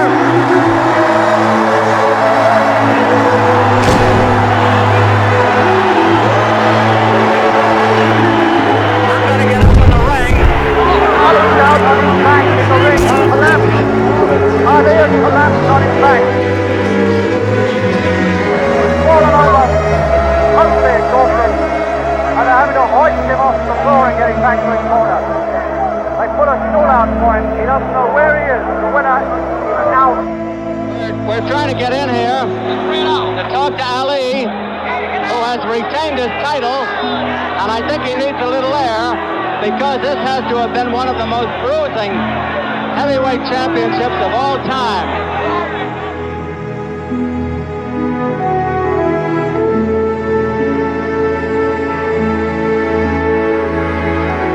Did you have any doubt about winning at any time? Well, round 10.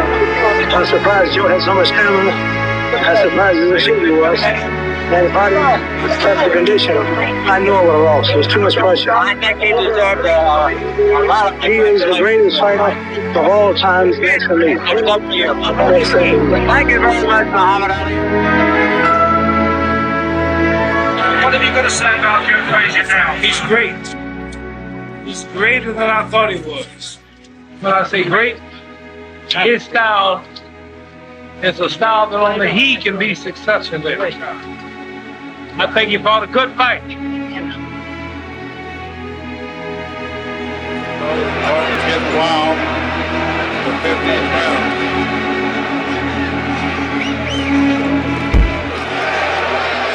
Norton doesn't want him to steal this fight the way he did the other in the 15th round. He's all over him. Chasing. Now he tags Ali with a hard right. Got back to the body of Ali. Look at the crowd over here. Norton says, hey, shout now. Norton, shout now. I think Norton has won this fight. I'll be very surprised if Norton has not won this fight. Well, everybody's jumping and running here, Dick. And I'm going to try to get up here in the ring now with Warren and see just what's going to happen. The once roaring crowd, deafening in their cheers and screams, now whispered quiet doubts among themselves. To them it was clear. Each fight for Ali was hard fought and bordered on the precipice of failure. 8 rounds, Ali. And it's a very close fight. This was a... Scores the fight. 8 rounds, Ali.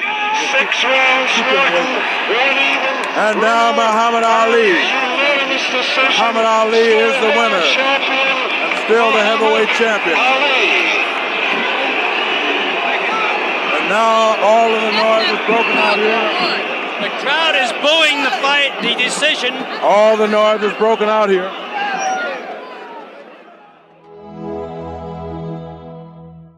Privately, Ali's family would encourage the boxer to lay down his gloves and move on.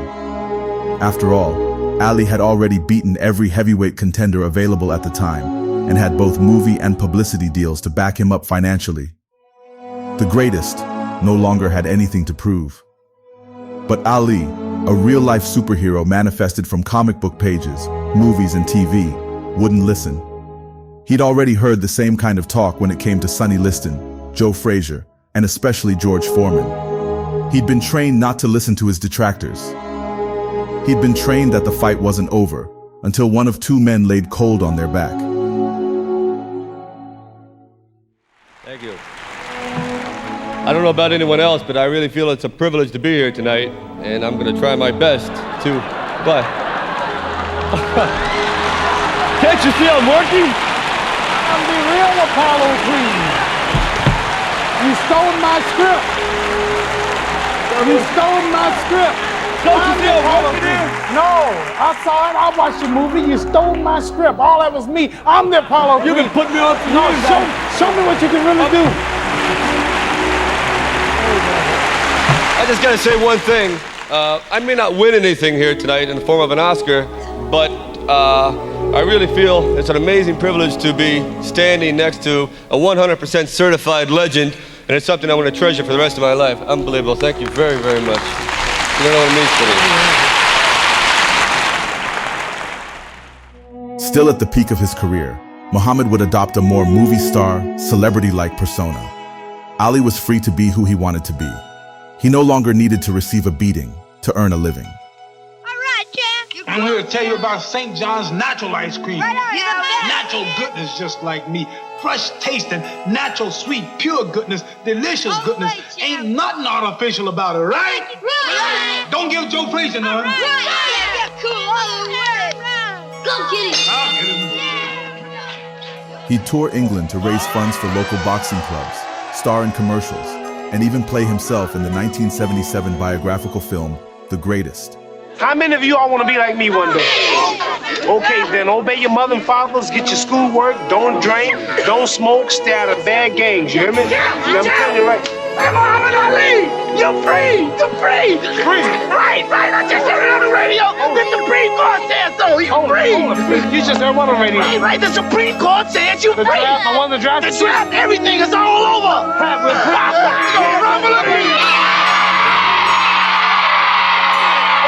Joe Frazier! Yeah!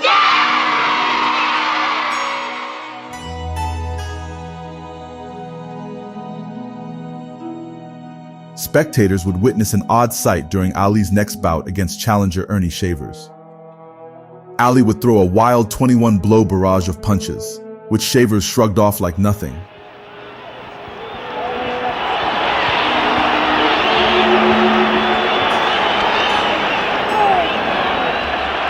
Ernie's punches would have Muhammad struggling to stay on his feet, and Shavers would frequently force him into the corner. Muhammad would shake his head playfully, as he had in his previous bouts with Joe Frazier. But nevertheless, Ali's legs would stumble and shake with each brutal, thunderous punch. In the final round, Shavers pressed his advantage and nearly downed the champ with a hard left to the jaw.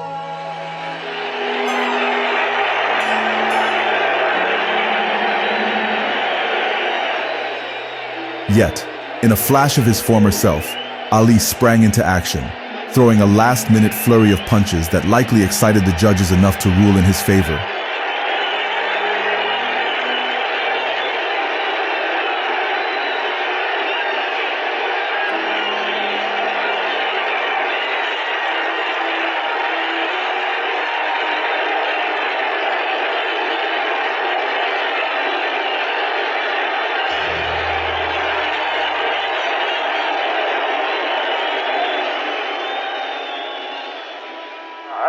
I was watching a fight between you and Shavers.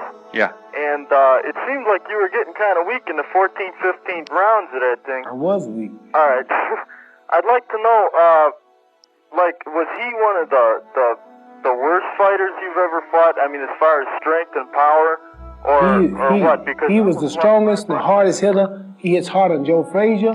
Ken Norton has never had me in no trouble. George Foreman, Jimmy Young. Nobody could hit as hard or as powerful as he. I beat the baddest man that we have today. Rumors arose that Ali hadn't been training seriously his past few fights. Between taking care of his family and managing deals in Hollywood, Ali seemed to live a double life. The frighteningly fast footwork and undodgeable razor-sharp reflexes that made Ali the most fearsome competitor in sports now wore costumes in movies and sold roach traps on TV. I told you I don't want you living with roaches. Now I'm going to show you how to kill roaches where you don't want to spray, like around food and dishes. Get yourself decon roach traps. For his next fight, Muhammad would weigh 224 pounds, nearly the heaviest he'd ever been. His opponent was Leon Spinks, who entered the ring with only 6 professional wins and a gold medal in the 1976 Summer Olympics. Leon's accomplishments paled in comparison to Ali's 2-title reign, 57 wins and 37 knockouts. This left many Ali fans wondering why such an easy target would face the supposed greatest boxer of all times.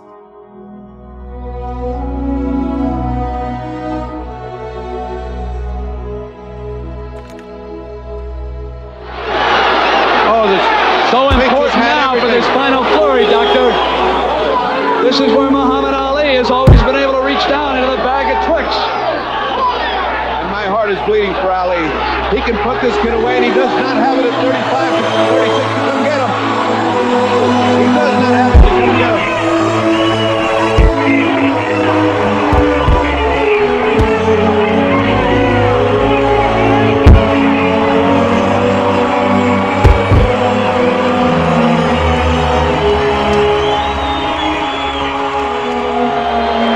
Judge Harold Buck scores 144, 141. The new Orlez Spinks has won it.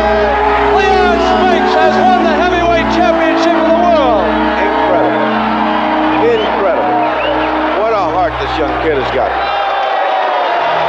There they are, Michael Spinks, Leon being hoisted high to the crowd. To beat the great Muhammad Ali with 6 fights, this gentleman has got to be given every credit in the world.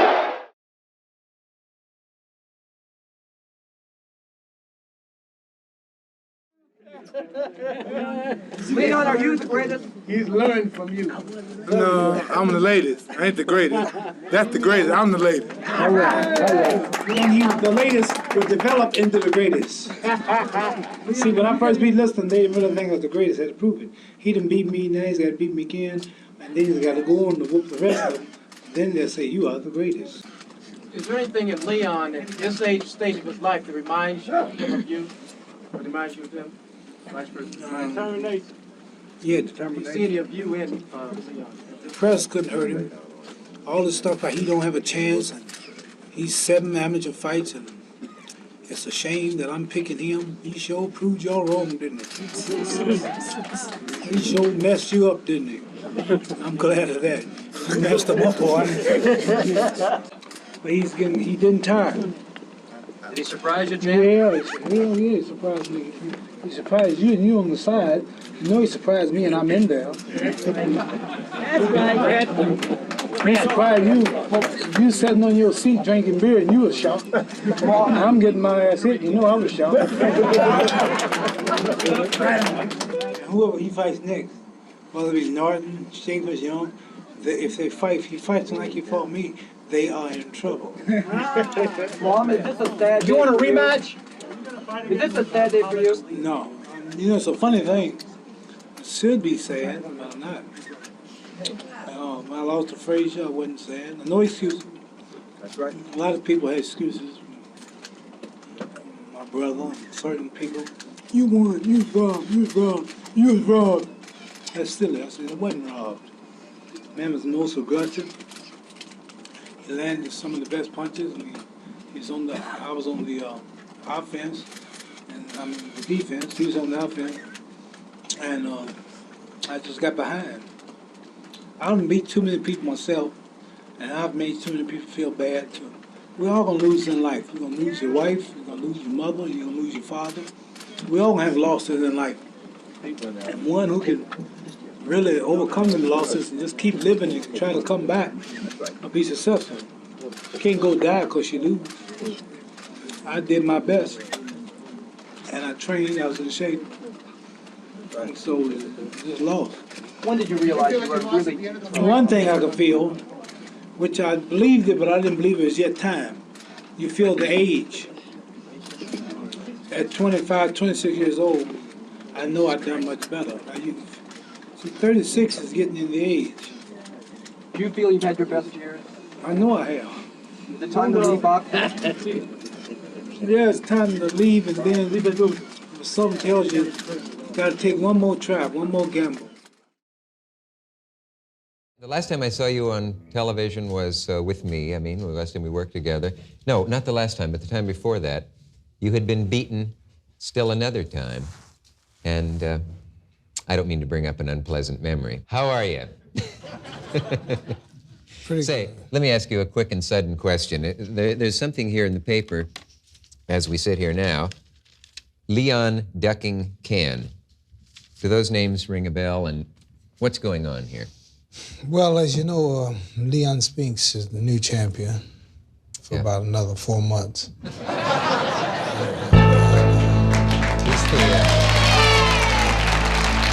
Muhammad, you actually sparred 15 rounds today, which proves all over again that you're in the best physical condition you've been in since the Thriller in Manila. Yes, Howard, it's either do or die now, so I'm doing everything serious. Today was my last hard day of real working.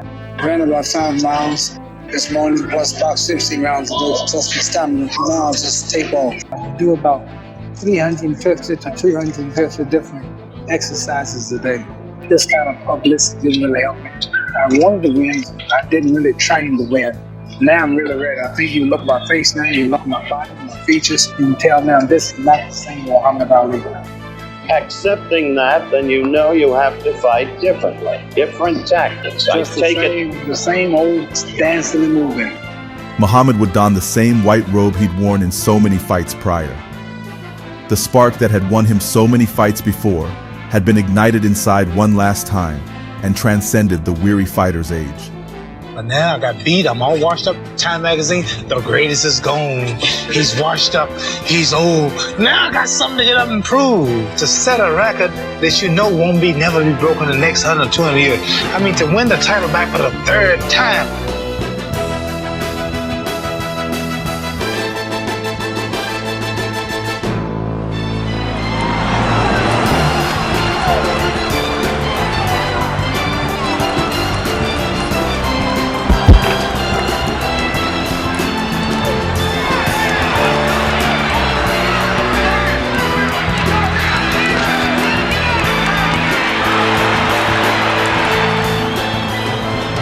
Ali is unmarked. Not even puffing, not even breathing hard. He is showing no signs of being fatigued. Look at the facts. The thing of beauty. 1 minute for the World Heavyweight Championship.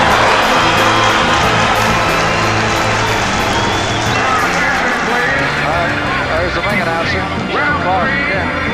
Here's the vote. Joe Bad scores 10 Ali, 1 even, 4 Spink.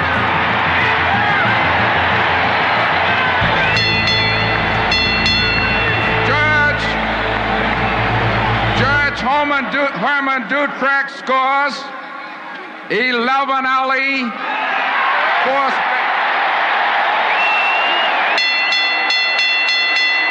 Judge Ernest Kojo scores 10 Ali, 1 even, 4 Spinks. The new champion, Muhammad Ali. Muhammad Ali, the new champion. Well, I want to tell you, Dr. Ferdy Pacheco, you called it. You said this is going to be maybe one of the most one-sided decisions in the heavyweight ranks in some times, and that's exactly what it was. And that's what it was.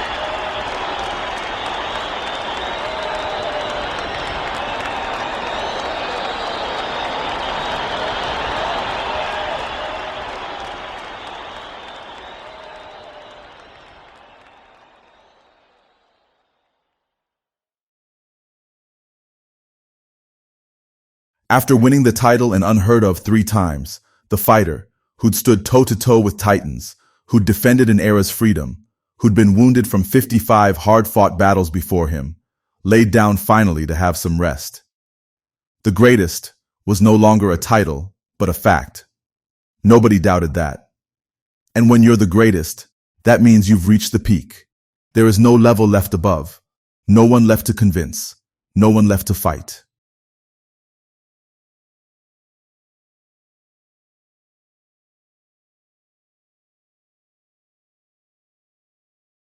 We'll be seeing him later. But first, what can be said about my first guest that has not been said before? He was once described as the world's most famous man, and indeed it's difficult to think of even a contender. Ladies and gentlemen, Muhammad Ali.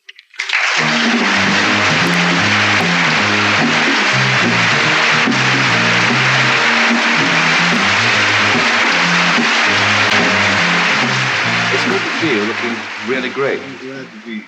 You are. I'm getting old now. You feel old?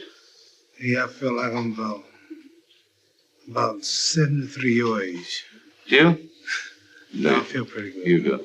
I tell you why I said it's good to see you looking good, because, as you know, there's been a lot of speculation about your condition after the Holmes fight, particularly in this country. There was a suggestion, for instance, that there was brain damage. Well, I tell you what. Your brain controls what comes out of your mouth. During this interview, you check me out, and after, you tell me if I have brain damage. I'll let you know at the end of the interview, shall I? I went to a place called Mayo Clinic. It's the world's best clinic. And there were reports about me of brain trouble, kidney trouble, and speech defects. So I went to Mayo Clinic and got a physical. Stayed there about 2 days. And we 100% check out. So all of these local doctors and one-horse-town doctors can pack up because I got okay from the best clinic in the world. I mean, are you serious about wanting to fight Holmes again? I shall return. You shall return. And you heard me, didn't you? I heard you, indeed I did. I mean, but... Well, first I'm going to prove that I'm qualified. I'm going to take on a couple of top contenders. I'm not going to jump right on Holmes. I'm going to take a couple of top contenders and show them that I am well, I'm not hurt. And after that, I'll go. But will it be different next time, Muhammad? We shall see. That's why I'm going back. But do you think they'll... And they'll say I don't do it right the next time. I'll just have to admit I'm finished. I would hate to do it. Why do you need to, though, to go back again? Because you've done everything more than any other boxer's ever I done. realize I have more fans of the same that I had before the Holmes fight. But it's myself. I want to prove to myself that I can beat Holmes and I can win my title back. Plus, I'm the only man who had a chance to go 4 times. No man has ever won it 3 times. So why do we go to the moon? Because it's there. Why are we trying to go to Mars? Because it's there. Columbus wouldn't have discovered America if he didn't take a risk. So he who is not courageous enough to take risk will accomplish nothing in life. I'm a risk taker, and this 4-time championship is there. I'm the only man who got that close to it, so it's something I gotta do. But you're taking a risk, you see, with more than just your physical well-being. You're taking a risk with the fans, the reputation that you built up throughout the world, and the love that you feel wherever you go. What they don't want to see is you go and be badly beaten again ever. Badly beaten? Well, that's what it's about. You got one fan of it. No. And this isn't, I mean, it's just one person there agreed with me, I suppose. Get the Holmes fight. I was not badly beaten. Well, you look badly beaten. I didn't get beaten. Not even look. I saw the film. I watched it myself. I didn't take a bad beating. I took a few punches, but not a bad beating. But I know what I'm doing. So I've been fighting 27 years. That's the point as well. So I know more about boxing than you. That's true. Right? That's true. You have been fighting 27 years, and I mean, you've seen... Look at my face. I can't see the camera. It's still pretty good. Almost as pretty as you. No. But, I mean, you've been around the fight game, as you said, 27 years. And just as one last point, and then we'll move on from this. And you've seen what can happen to fighters. You've seen those shambling wrecks that go around. You see them at every boxing occasion. And what people are frightened of is they don't want that to happen to you. What? Be a shambling wreck? That's right. Yeah. I'm a long ways from being a shambling wreck. I'm not suggesting you are now. I'm saying that's what they're frightened that might happen.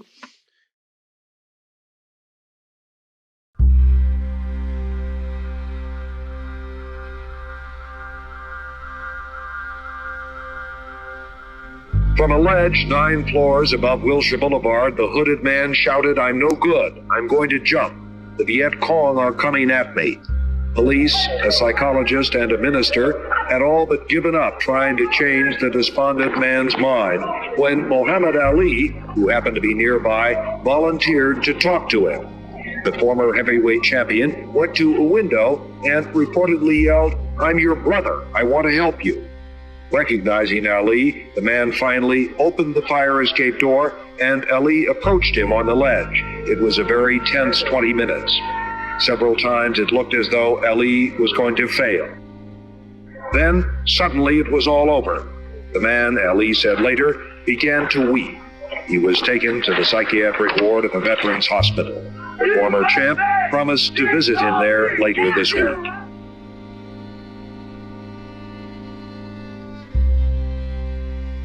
By 1981, the only person in the world who wanted Ali to continue fighting was Ali himself. Muhammad emerged from retirement amid financial constraints and the harassment of crooked fight promoters such as Don King, among others. Despite desperate pleas from friends and family, who cited his deteriorating speech and slow telegraphed movements, Ali showed the world that he valued more his legacy above his own well-being.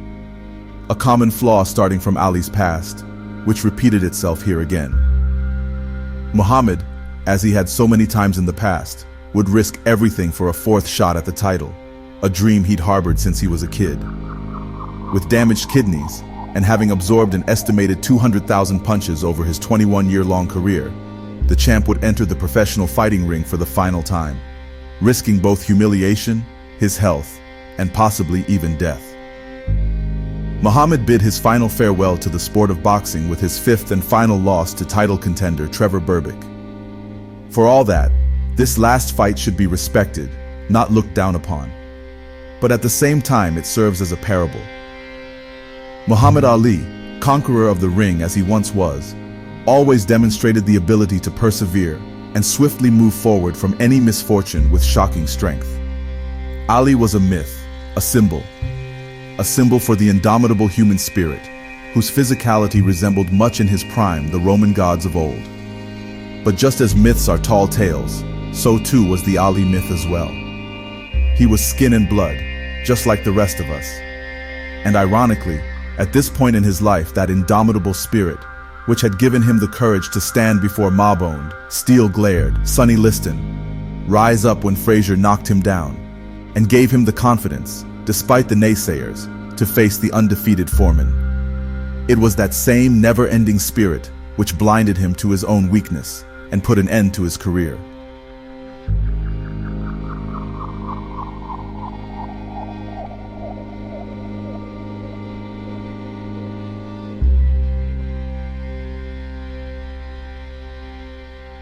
After Ali had lost, Trevor would search for Muhammad amongst the crowd. He'd shout over to Muhammad, "I shall go on to win the world championship. You were my superior, but I'm going to do it for you, man. You've inspired me since I was a kid." With this failure, Muhammad would once and for all hang up his gloves, vowing never to return to the ring, and would put an end what many to this day consider the greatest career in boxing of all time.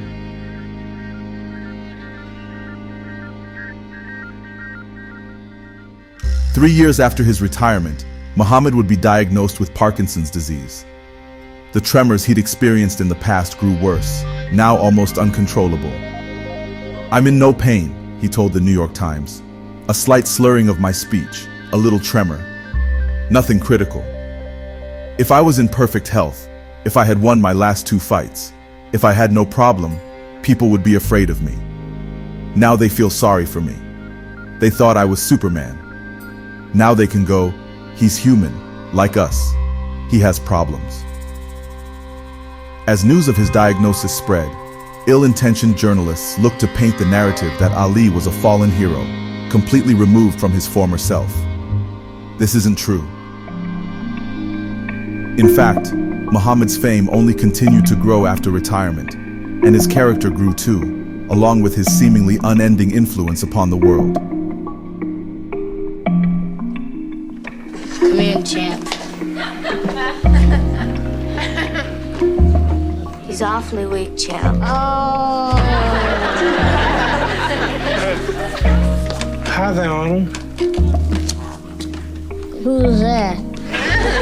It's me, the champ. Joe Louis?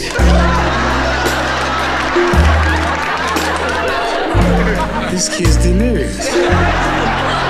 No, it's me, Muhammad Ali. Despite his retirement from the ring, the public still loved Ali and listened closely to any news regarding the beloved champion.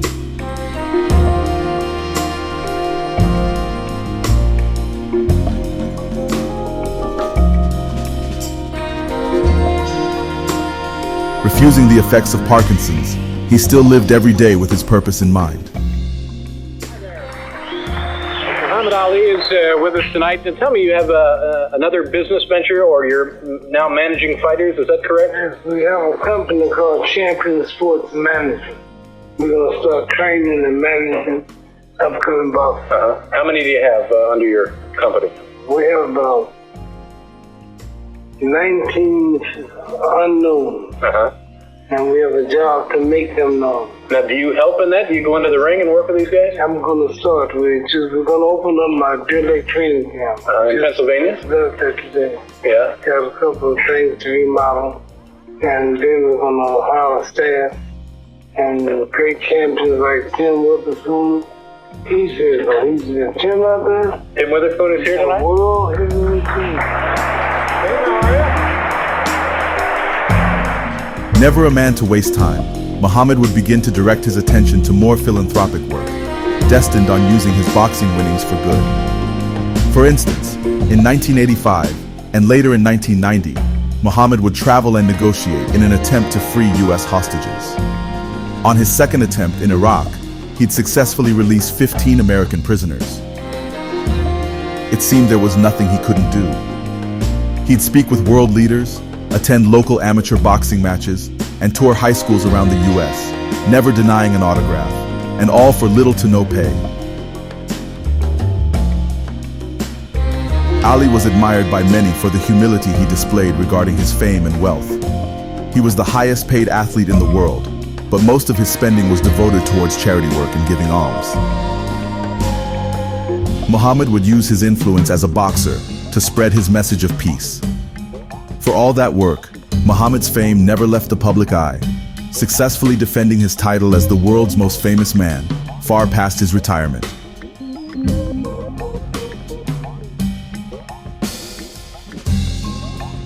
Facing the growing symptoms of Parkinson's, Muhammad retreated briefly from the public, feeling people would be embarrassed by his condition. All that changed in Atlanta in 1996, when he was invited to put an end to that year's Olympic ceremony. Former NBC executive Dick Ebersol met with Billy Payne, the head of the organizing committee for the '96 Olympics, to discuss who should light the flame and serve as the capstone to that year's opening. Many options were shuffled around, such as Evander Holyfield, who himself had won a medal in the '84 Olympics and was heavyweight champion for 2 years. Eventually, the two settled on Ali, who at first was reluctant, but later was convinced with the help of his wife Lonnie to go through on the deal.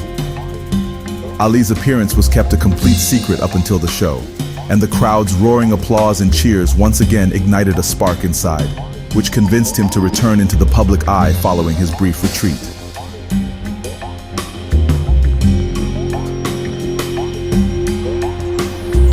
The Olympic Committee would even present him with a recast of the gold medal he'd won in the 1960 Summer Games, to replace the one he'd lost many years prior.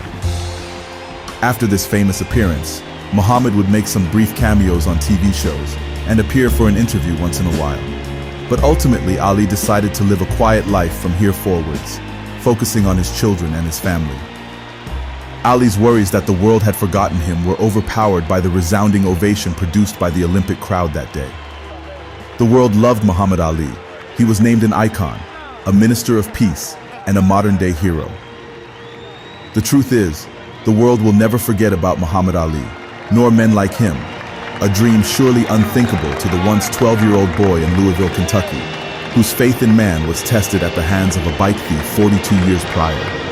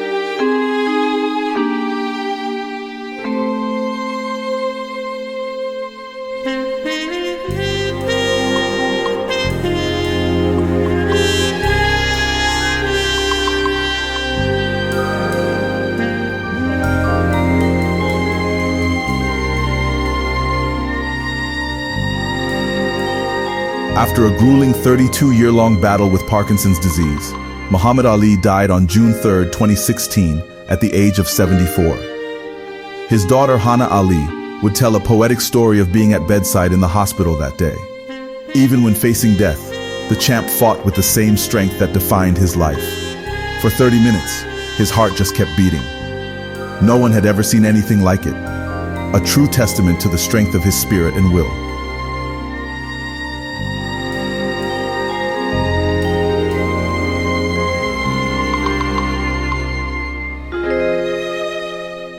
As news of his passing quickly spread, an outpouring of reverence and respect was heard online and through the media.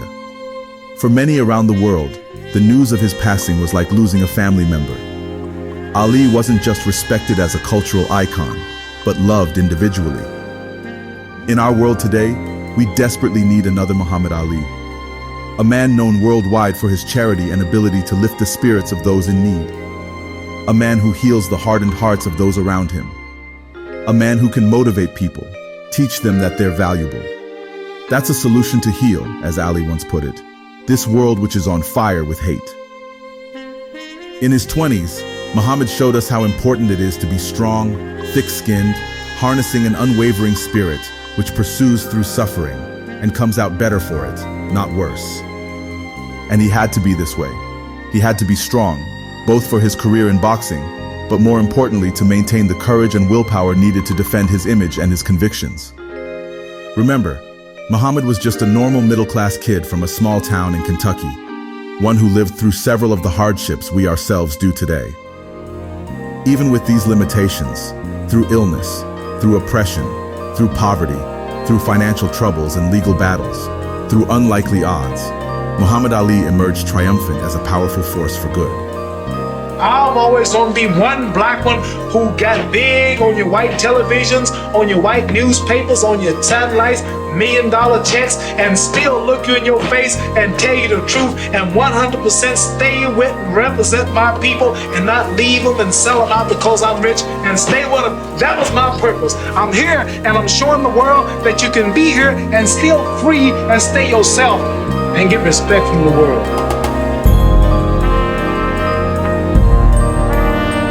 How do you stand now with the possibility of going to jail?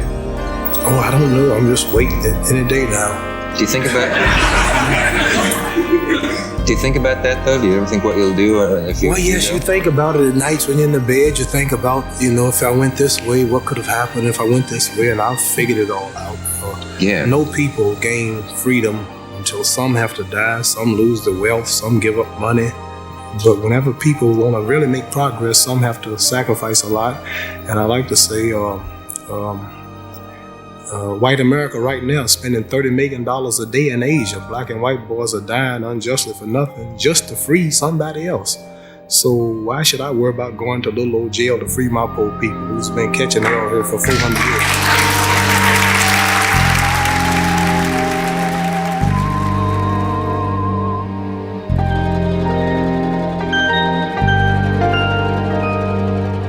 He showed us how important it is to have a strong will, even in the face of losing everything.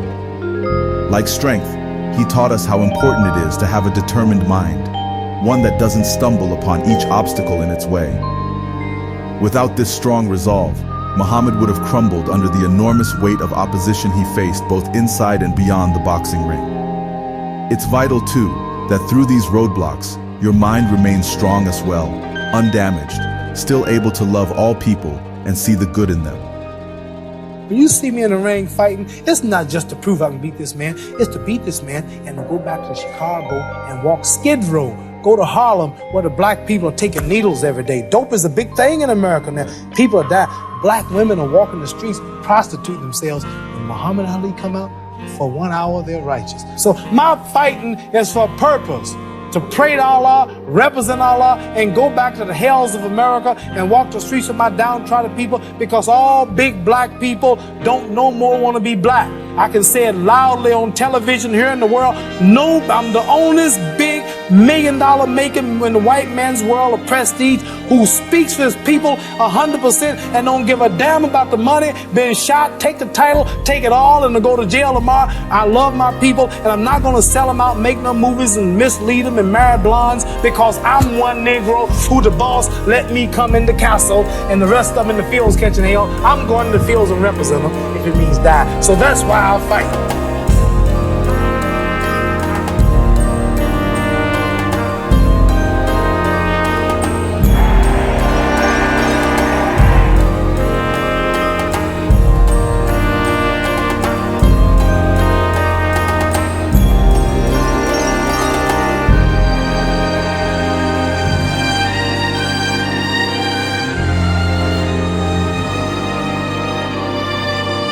One can learn a profound lesson from examining the charitable and philanthropic work Ali engaged in throughout his life.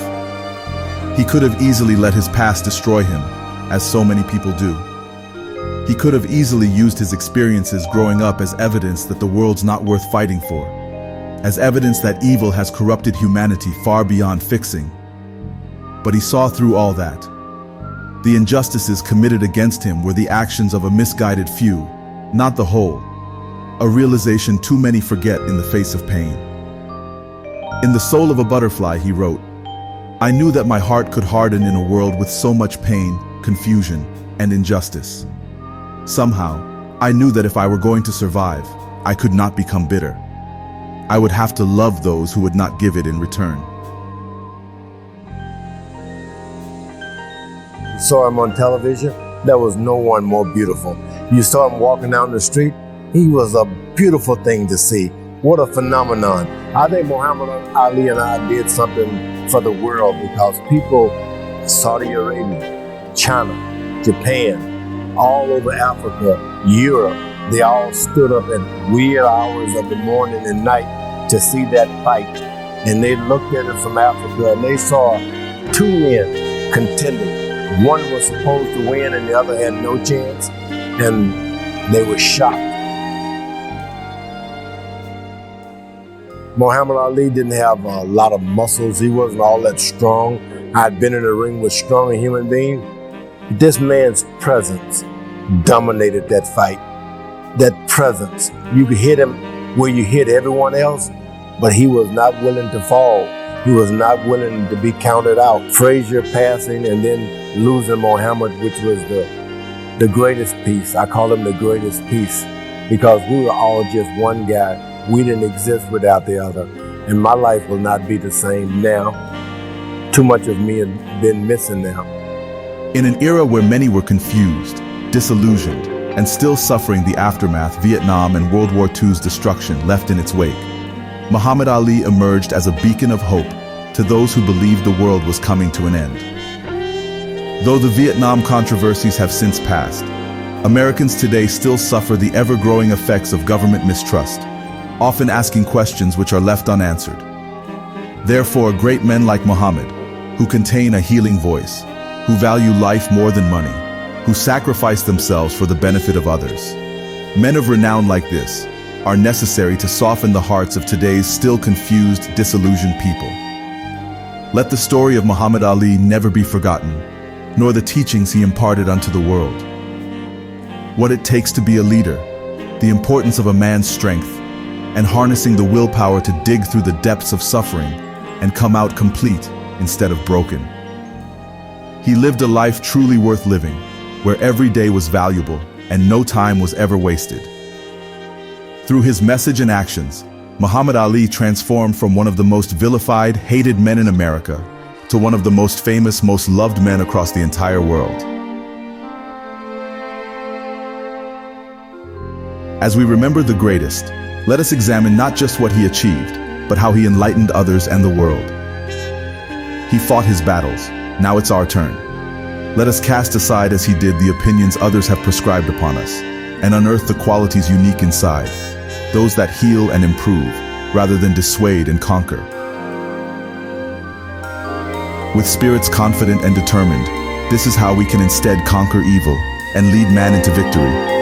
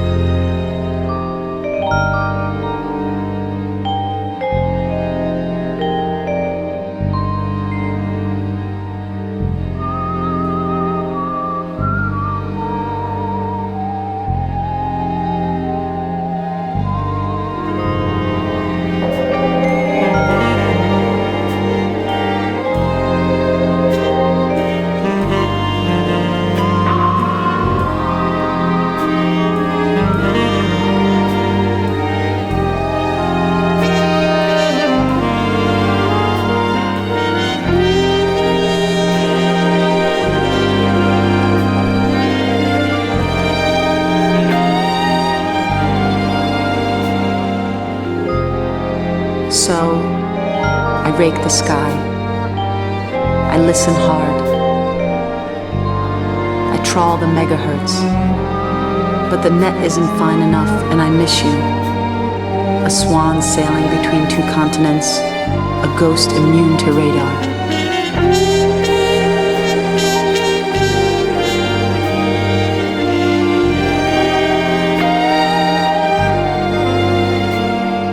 Still, my eyes are fixed upon the place I last saw you, your signal urgent but breaking, before you became cotton in a blizzard, A plane coming down behind enemy lines.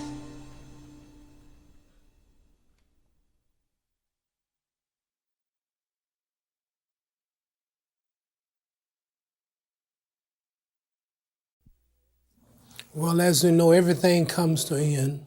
As much as we hate to go, this show must come to an end. We hope you enjoyed the show. We enjoyed entertaining for you.